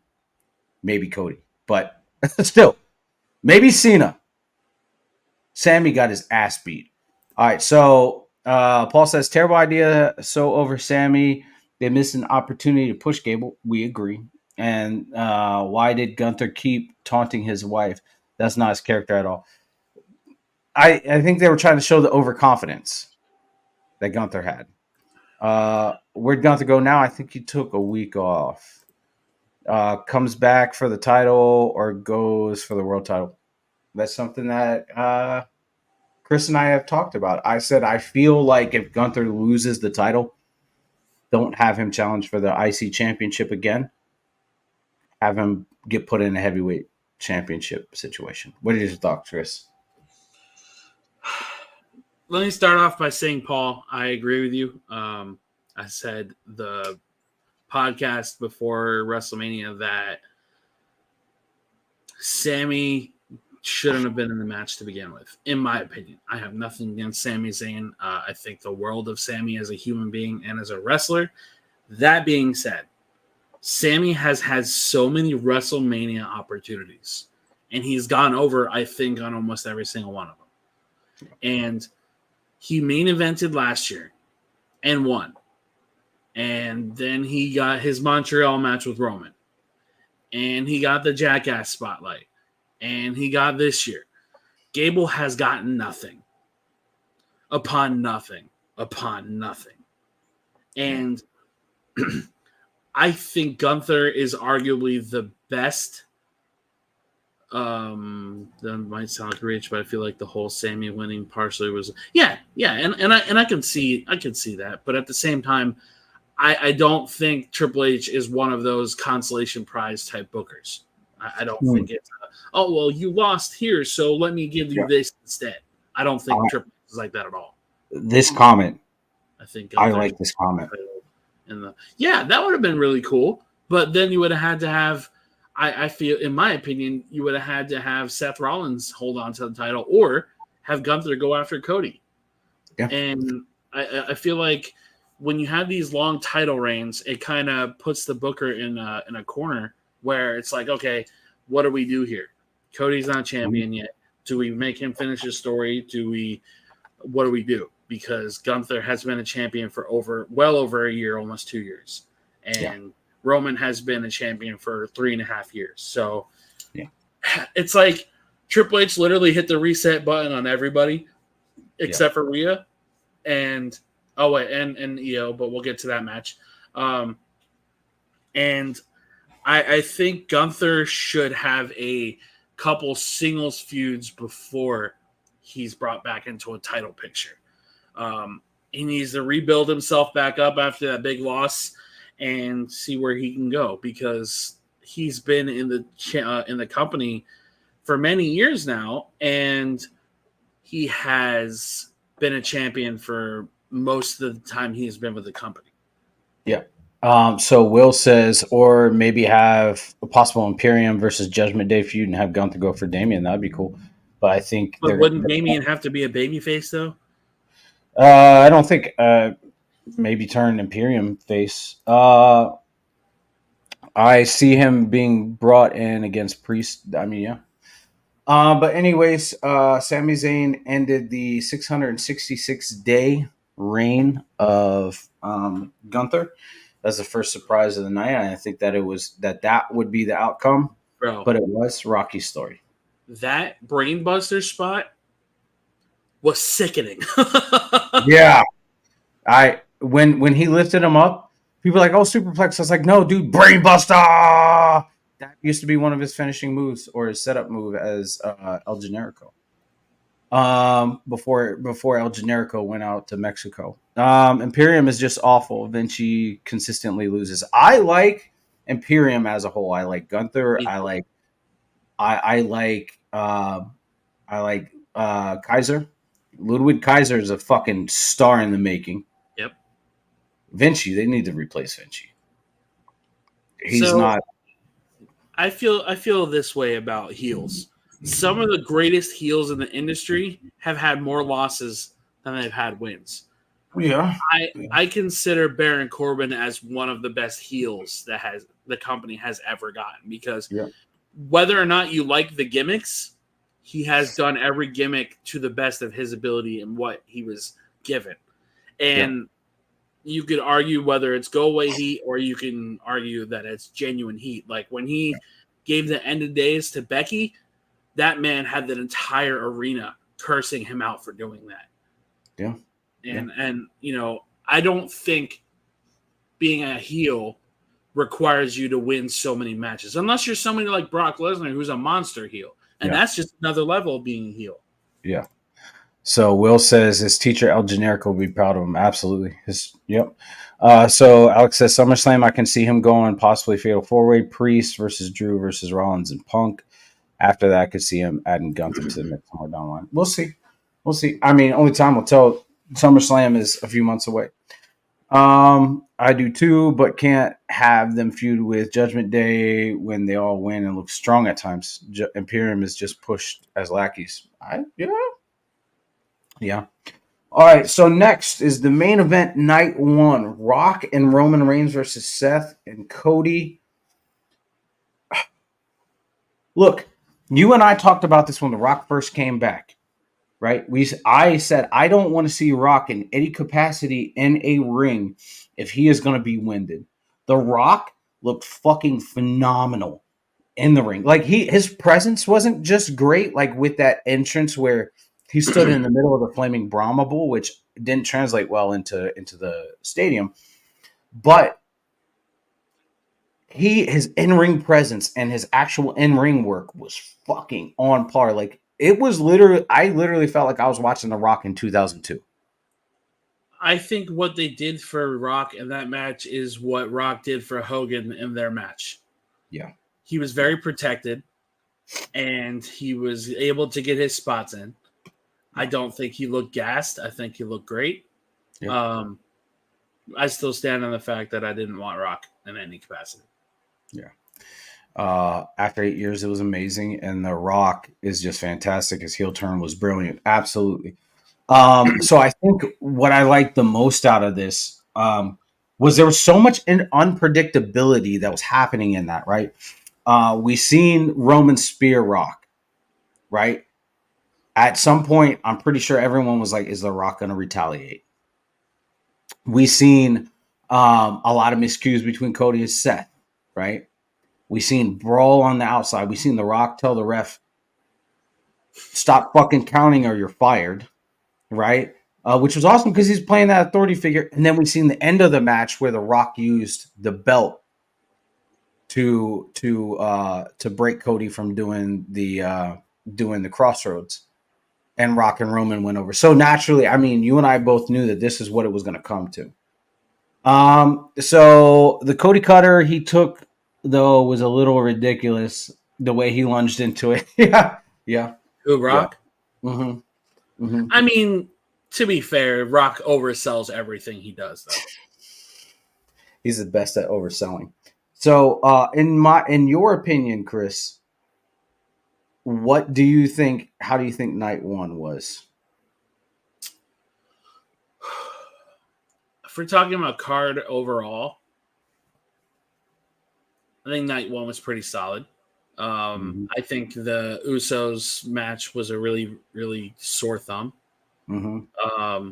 I think Sammy winning was the wrong decision. Mm-hmm. But overall, I'd probably give it a solid 7 out of 10. The main event was pretty dope. I knew in some capacity they were going to protect Seth because he had a title.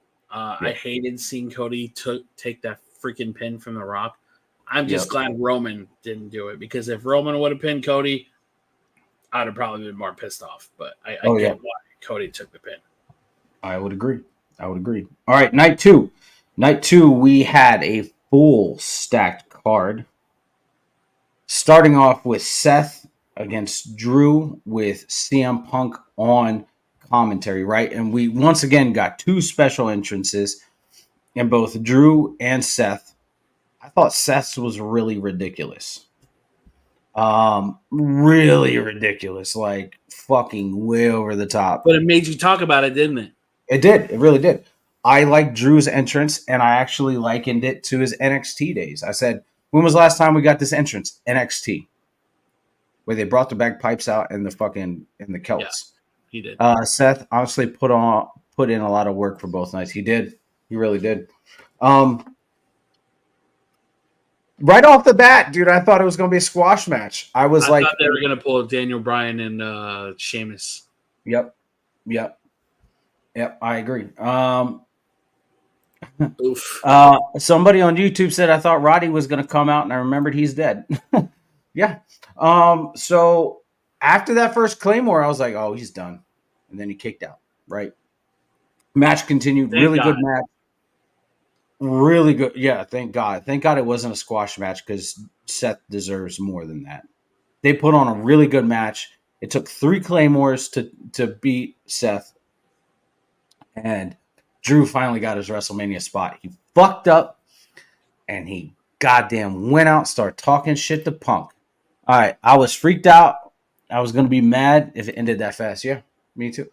And he went outside to the announce table, stood on the announce table, started talking shit to Punk. Punk dropped him on the table, took off the arm brace, and started beating him with it.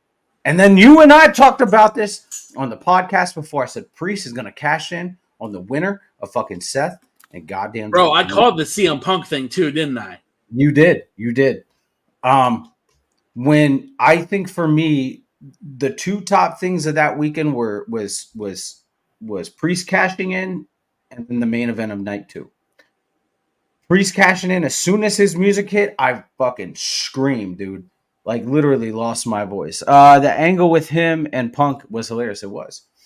And then we seen Priest come in with the Money in the Bank, smash Drew over the fucking head with it, throw him in the ring, give him the South of Heaven choke slam, and 1, 2, 3, we got a new world heavyweight champion.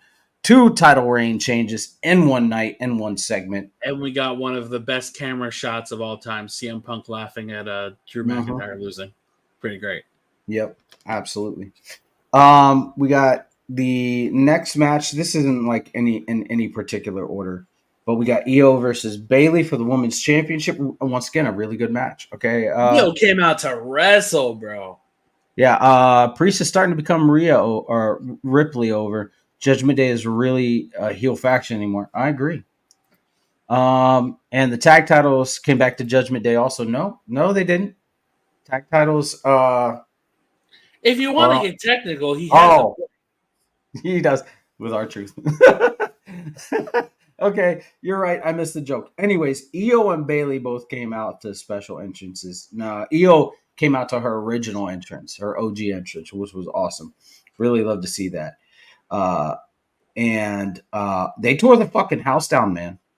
They tore the goddamn house down. Really solid match, really good storytelling. I didn't have any problem with this match. Did you? I think the only issue I have with Bailey is I really don't like that Rose Plant finisher at all. No. Like watching it on TV in the pandemic was one thing because it was new. I was like, oh yeah, cool new finisher. Now it just looks stupid. Mm-hmm. And I don't know what it is. I would rather her go back to the hug gimmick than see that finisher. Because at least the Bailey to belly looks dope when it's done right. Yeah. Mm-hmm. All right. You have new women's champion. New WWE women's champion in Bailey. Next match, LA Knight versus AJ Styles. Let me just say, LA Knight is fucking so over. It is ridiculous.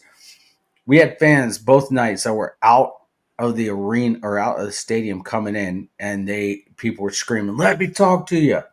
We had people screaming, "LA Knight," and everybody was like, "Yeah."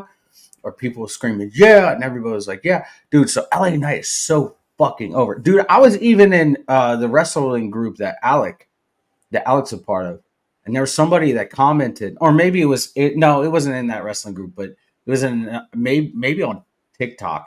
I commented on a video, and this guy had commented and said something, and then he was like, "Dummy, yeah," and I was like, "Let me talk to you," and he put "yeah," and then I put "LA Knight," and he responded "yeah." So, dude, LA Knight is so fucking over; it's ridiculous.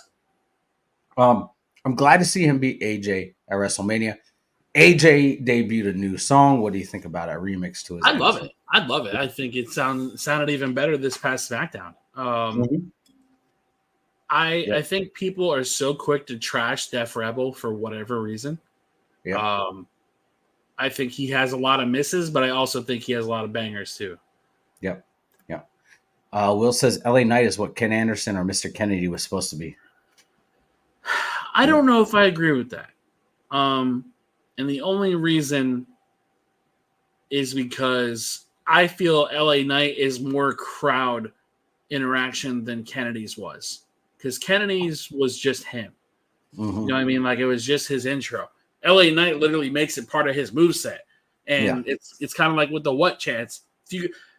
If you want to compare like chance, I would compare the yeah chance to the what chance. Because if you remember when Austin first started getting that over, he would do the mud hole stomp and they would be like, what? Yeah. Next we had the triple threat for the U.S. Championship: Logan Paul versus Randy Orton and KO. Once again, I called the ending of that match. I think you and I talked about this. I said that I felt that Randy Orton was going to give KO the RKO, and then Logan was going to come in for the dub, and he did, dude. I thought KO was going to win a couple times, bro. Same with Randy. Yeah, dude, I'm telling you, Logan Paul. There's something special about Logan Paul. Something special about him. Everybody shits on Logan Paul. They hate his personality, and that's fine. And Alex said right here, Logan Paul is so damn good in the ring. He is. And I'll say this, and I've said this every fucking chance that I get. Logan Paul is the best celebrity to ever step foot in a fucking professional wrestling ring. Hands down. I'd say if Bad Bunny was able to work more, I'd say he'd be right there too. And Pat McAfee too. Oh, yeah. Pat's great. But, Logan Paul put on a hell of a fucking performance. Great. Continue to get that. Can we talk about that ice show speed spot? Because holy shit, bro. That was awesome. Yeah. Dude, yeah. So fucking there's somebody in the Prime outfit. We seen the Prime outfit last year at Mania. It was KSI last year. KSI last year. This year it's I So Sweet. And fucking Randy just decimated that guy. Fucking absolutely decimated that Bro, the guy. fact that kid's only 19 years old and just like got in Randy's face and back the fuck up. I'm like, bro, what? Yeah. That kick he gave Speed. I'm like, bro. Yeah. Just killed that poor kid. All right. So he said he was super humble at WWE World. He came up and introduced himself to a little girl, and she cried her eyes out. I'm a Logan Paul fan. I respect his grind. I do too. So next we had the 6-man tag team match, Surprise versus the Final Testament. You and I both said we felt like Karrion Kross needed that win. Oh, he said Logan Paul actually cares too. He does. And we'll talk about Logan Paul and more after the heavyweight or after the Undisputed Championship match. So the Pride and the Final Testament had their match. It was terrible. Absolutely terrible. I don't think it's bad as in Jay and Jimmy terrible, but it was still bad. I think by adding Bully into it, they tried to invest more into it, right? They tried to add more into the actual story, but it was bad. It was 5 minutes?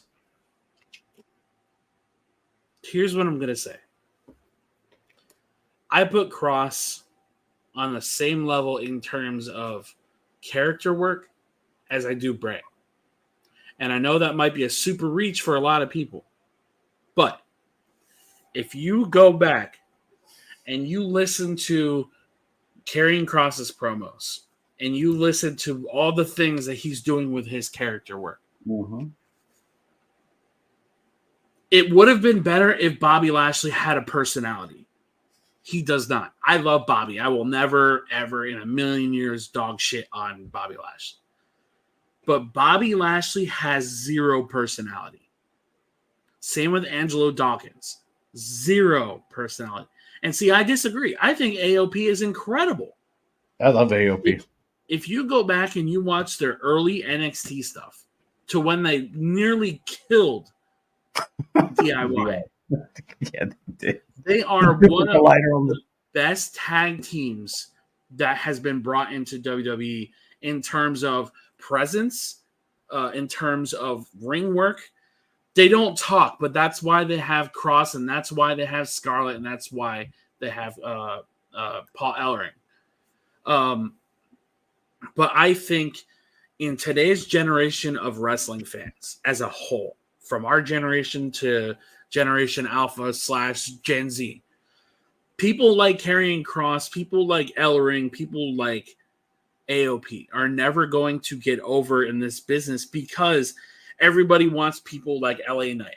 Everybody wants people like The Rock, and everybody wants people like Trish Stratus, and so on and so forth. That's why you got to have somebody now like Bully Ray or Bubba Ray Dudley, why he has to have the crowd say get the tables instead with the countdown. He never used to do the countdown. Yep. And now he does the countdown because everybody's attention span is so fucked that you're not listening to the story. Yep. I'm pissed off that Cross didn't get that win, but he got a WrestleMania moment, and that's what he wanted. And he got it. Yeah. Absolutely. Bobby Lashley got a WrestleMania moment after, unfortunately last year when Bray passed away. He didn't get his WrestleMania moment either. That's neither here nor there. Yep. But I think if you watch an AOP match, if you watch a Karrion Kross segment and listen to his promos, keep an open mind because, man, the things that dude says, if you like movies, that man is a storyteller. Yeah. That is the problem with today's wrestling fan is they want fast food. Yep. Instant payoff. Instant gratification. Next was Roman Reigns versus Cody Rhodes, the Bloodline Rules match. My God. Yeah. Right? And we'll go to Alex's comment. He asked earlier. Oh, okay. So Will says, I think if Kai and Tai was around in this current wrestling atmosphere, the whole Indeed thing would be more over. Yeah. More lit. Yeah. I agree. Who's Kai and Tai? Kai and Tai was Funaki. They're back during the Attitude Era. Oh, yeah. I know who Funaki is. Mm-hmm. Funaki and then Taka Michinoku. Okay. SmackDown's number one announcer. SmackDown number one announcer. Anyways, so I got into a bit of a debate because somebody said I feel like a lot of those people that interfered in the match for Cody was just cheap pops, right? Like you had Cena interfere. Hear me out. You had Cena interfere. You had Taker, and you had Seth interfere, right? And the way that they interfered, people were like, "Oh, that is just cheap pops," right? I don't think so. You got to look at this, right? This was like supposed to be the end of the bloodline, and there's actually more that goes into it. We'll talk about that here in a little bit. There was more that went into it, right? And Alec was asking earlier if I felt some kind of way about Undertaker showing up instead of Austin. No, Austin, aside from The Rock, Austin had zero to do with the bloodline, right? Zero. Undertaker, on the other hand, got retired by Roman at WrestleMania. That made it special. He had a reason to be there. Cena's been in the battle with the bloodline. Cena was in there with two of them, all three of them, Roman, Rock, and fucking Solo, right? So he had a reason to be there. And then you had Seth. Now Seth, in my opinion, Seth was that missing puzzle piece. Right, Seth was that missing puzzle piece. A lot of people don't understand why he was so vital to Cody winning. Seth showed up in the Shield attire and theme, right? Not only did that cause a distraction, but look at what happened the last time Roman was introduced to that version of Seth. He was in complete meltdown mode, and when he fucking got disqualified, he said, "I'm never going to let you go." Right? While he was choking him in the guillotine, he said, "I'm never going to let you go." That translates to trauma, right? The trauma of being stabbed in the back by Shield Seth. So Seth comes in the ring. He doesn't even last 30 seconds in the ring. He gets that Superman punch. and then Roman grabs the chair. Right? Roman has a choice of beating the dog shit out of Cody with it or returning the favor to Seth. He returns the favor to Seth, right? That's where he took the eye off the ball. That's where the trauma took over. That was the decision he made. That's why Seth was so vital to Cody winning. So Will said, that's some long-term storytelling right there. 10 years of storytelling done perfectly. That is Triple H. I don't think Undertaker came back for a storyline, though. I thought it was last-minute decision. It may have been. It may not have been. We'll never know. But Cody hit the triple Cody cutter. 1, 2, 3. Crowd went ape shit. I fucking grabbed the guy next to me, picked his ass up, was fucking jumping up and down. There's videos. I made a TikTok response to one of the guys that was in the crowd crying. There's a lot of people crying. Samantha Irving was crying when she was announcing Cody winning. Michael Cole was crying. Then we got the celebration of just about everybody who'd been fucked over, minus the heels. Everybody who'd been fucked over by the bloodline in the ring, hoisting Cody up with the championship. Cody announces, I don't know if you got to see this on TV or not. Cody asked Triple H and who's Vince's right hand man? Not Kevin Dunn. Bruce Pritchard. Bruce Pritchard. Asked Bruce Pritchard to come out. Did you guys get to see that? Okay, come out. Logan Paul was crying. Absolutely. Logan Paul was crying. Right. We saw Ricky Starks. There's a video of Ricky Starks in the fucking skybox crying, jumping up and down. The fact that goddamn Cody finished the story is something that a lot of people resonate with, right? That's 3 years of storytelling from The Rock. That's a 3-year terror reign, much like kind of like Triple H's reign of terror, terrorizing. Come to an end at WrestleMania with the story being finished at WrestleMania, right? Beautiful. Cody got to hand the title to his mama. Now we're going to go ahead to Mama Rhodes. We're going to go ahead and look at some of these comments. Honestly thought The Rock was going to turn on Roman. I did too. I don't know did you think so, Chris? I didn't think it was going to happen that soon. No. Mm-hmm. Yep. Logan was crying. Paul said he felt like the celebration took too long. Could have been. And then Brother Love. I mean, if you remember, they had the same type of thing with Mankind winning the title and all the baby faces coming out. I mean, I don't think there should be a time limit on celebrating success.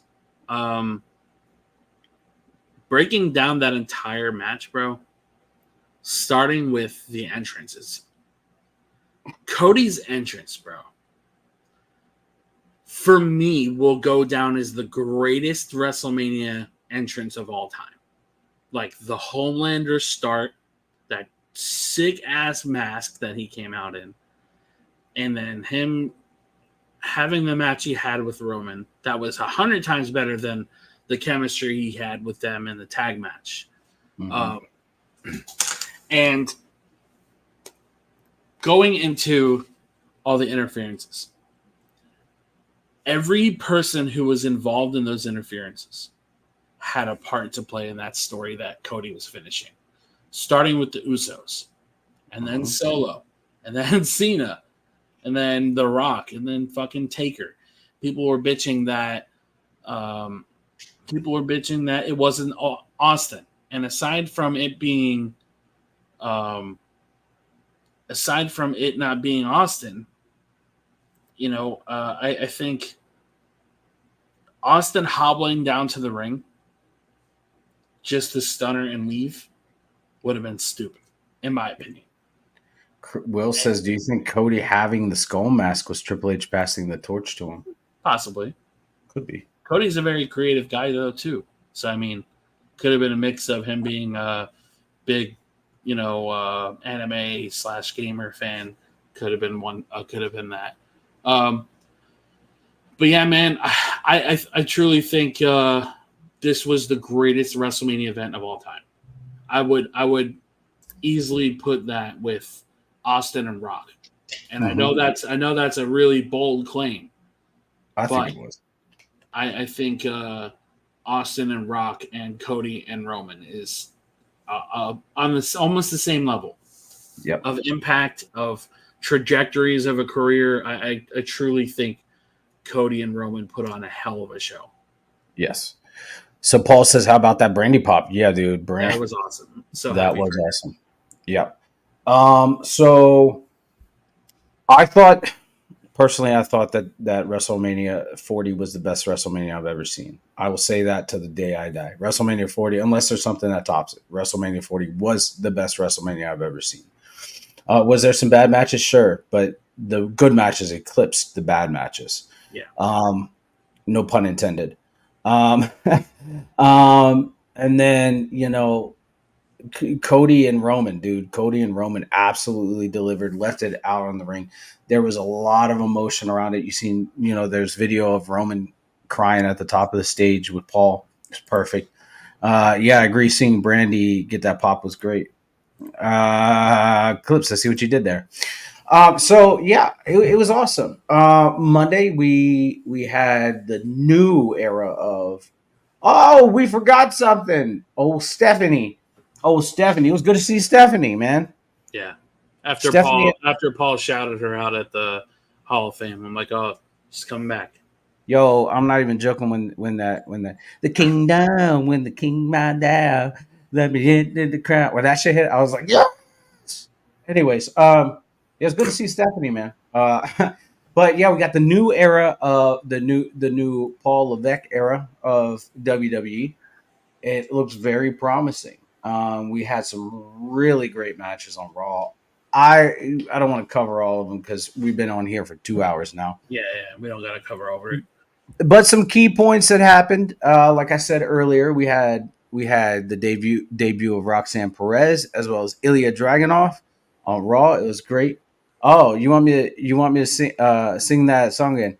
Kingdom, when the king bow down, let me enter the crown. Get on light right now, and then say, "Love me, love me, love me." Yeah, there it is. Oh, sorry. Anyways, yeah, we got Ilya Dragunov, we got Roxanne Perez, fucking debut is great. We got Everybody Julia this past weekend. got Julia. Yeah, that was cool. And Chris shaking his head. I do nonsense. Chris does not agree. Anyways, so then on Raw we got a really great segment with Triple H and Cody. Triple H pretty much gave Cody his flowers and walked out of the ring. Yep. Really good. Cody cried. Cody said, he's looking forward to his next competitors. Damian Priest came out. Crowd chanted, "You deserve it." Then we got a tag team match with Judgment Day against Miz, R-Truth, and the Man You Can't See. And Cena came out. That was awesome. Hell yeah. And yeah, so Raw was decent. Well, Raw was pretty good. I was definitely expecting something with the Bloodline, but it didn't happen, and that was cool. Well, besides Rock coming out. Yeah, Rock came out and handed something to Cody. That segment was so awkward. Yeah, it was. I don't think that we needed that. I think literally The Rock could have just done it via satellite. Right. But do you want to talk about NXT, or did anything really prominent happen on NXT? So besides the tag team titles getting changed over, it was a pretty standard NXT. We had Natalya versus Roxanne as the main event for the women's title. Ilya and Trick are going to happen again. So I'm assuming this is going to be either a title change, or the stipulation is if Trick doesn't win, he has to leave NXT. So it's either a call up or Trick is going to get the torch and Ilya is going to go to Raw. Other than that, man, NXT's firing on all cylinders. Pretty solid show. We're going to get we had Dijak versus who is it? Sean Spears, I think. Yeah. We can talk about that next podcast. All right. But yeah, NXT was pretty solid. Julia debuting at Stand and Deliver was pretty awesome. Oh God, don't say that, Will, for God's sake. We know how Tony Khan likes to book those people. Anyway. On to SmackDown though. All right, man. SmackDown was wild. We got Cody come out. Cody announced that there's going to be 2 triple threat matches to see who's going to be the number 1 contender. We had LA Knight versus yeah. I don't remember who he fought. LA Knight won. Then we had a second triple threat. It was AJ against Rey Mysterio. Oh no, Santos was a part of this too, and Bobby Lashley. Yeah, that was against LA Knight, right? Yeah, LA Knight. And then we had Rey Mysterio, And KO.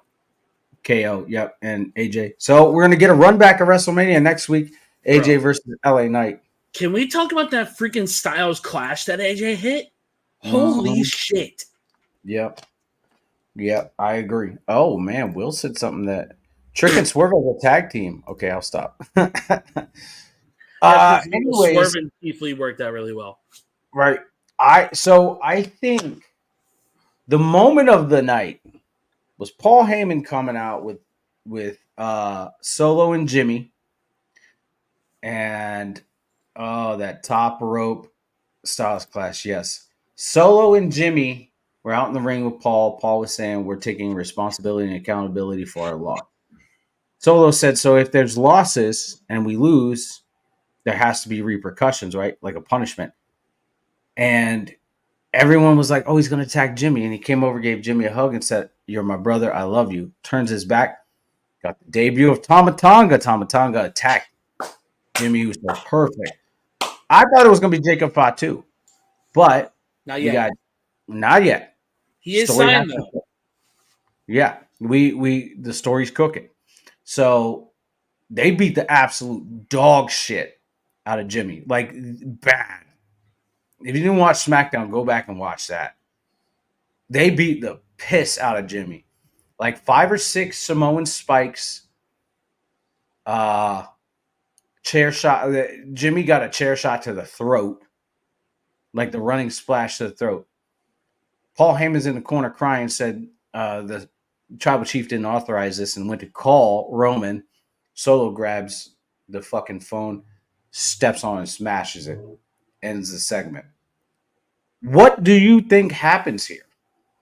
Bro, this reminds me of when HBK left after WrestleMania and Triple H had to start the new DX. Yep. This could arguably be better than the original Bloodline because now we're going to get possibly the reunification of Jimmy and Jay. Yeah. And we might get Solo and we might get Tama Tonga 2v2 at the next pay-per-view. And the crazy part of this whole thing is Tama Tonga had a big feud with Roman Reigns a couple years ago where he was mocking him in New Japan because they had a back and forth spat on Twitter. So like Alec just alluded to, I wonder how Roman is going to react because Roman's gone. The final boss is gone. Paul Heyman has lost all control. So either we might get Zilla, we might get Jacob in some capacity. We might even get oh my god. Is Zilla Umaga's son? Yes. I was just gonna say him too. So the Hikuleo, I think that's how you say his name. Hikuleo. Yeah, his contract is up in June. So if he comes back, it'll be if he debuts, it'll be SummerSlam. I don't know about Tonga Loyo though. Tonga Loa. God, dude, this has the possibility of being bigger than the original Bloodline. And here's another thing. The OC is signed with WWE too. And they all have history with each other. Yeah. Yeah, they do. I'm thinking, dude, I'm really thinking it could lead to the wheels are turning, brother. Dude, it could lead to a Roman versus Solo match. Roman's retirement match. I don't know about retirement match. I would say head of the table. Tribal chief match. Yeah, bro. Yeah. Get what we were supposed to get with Jay and Roman, but now it's Solo and Roman. Yeah. Detroit. And they don't.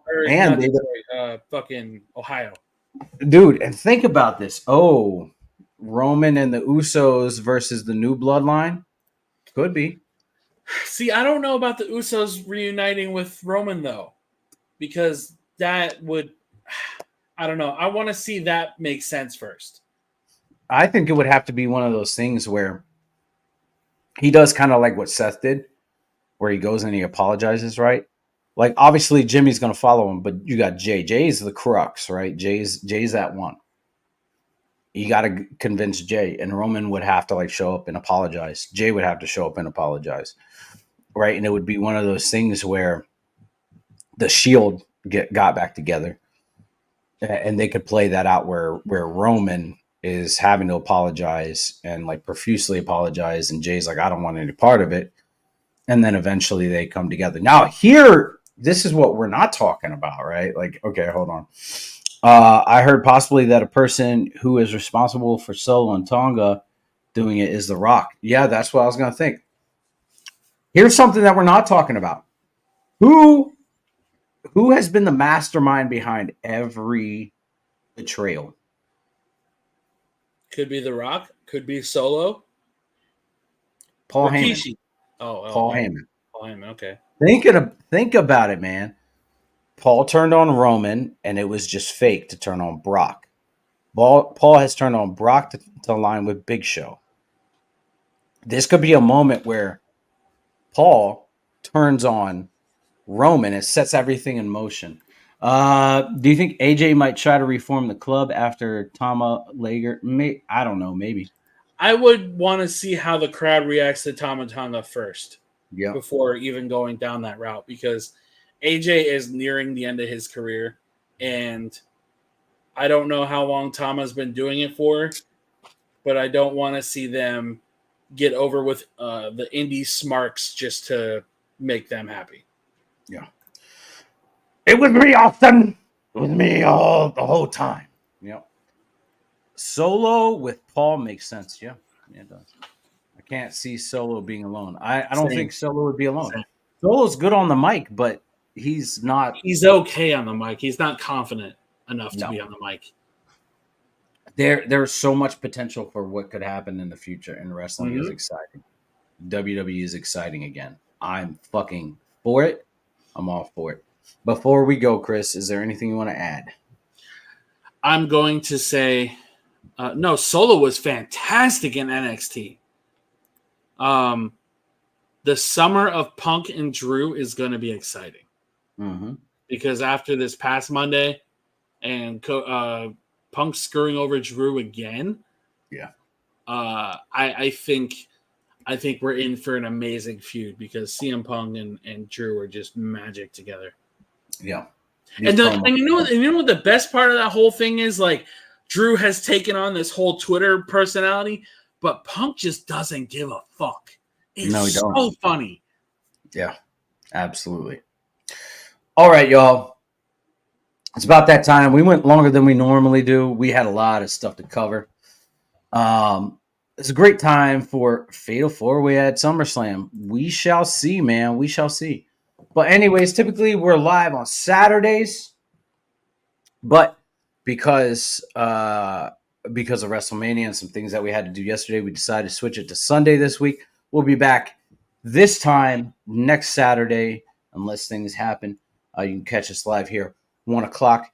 If you guys want to jump on the show at any point with us and join us for a conversation, talk about this week in wrestling, what we like, what we don't like, shoot me a message. We'll get you on the show. We'll talk. We'll have a good time. And your pretty little faces can be on the podcast. But for now, I want to say thank you, everybody. Will, Alec, Paul, fucking Ryan, everybody that's watched, everybody that's hanging out. Thank you for hanging out with us for this 2 hours and 15 minutes. I appreciate you guys so much. Enjoy wrestling. Like what you like. And just remember, the Fireflies, we never die.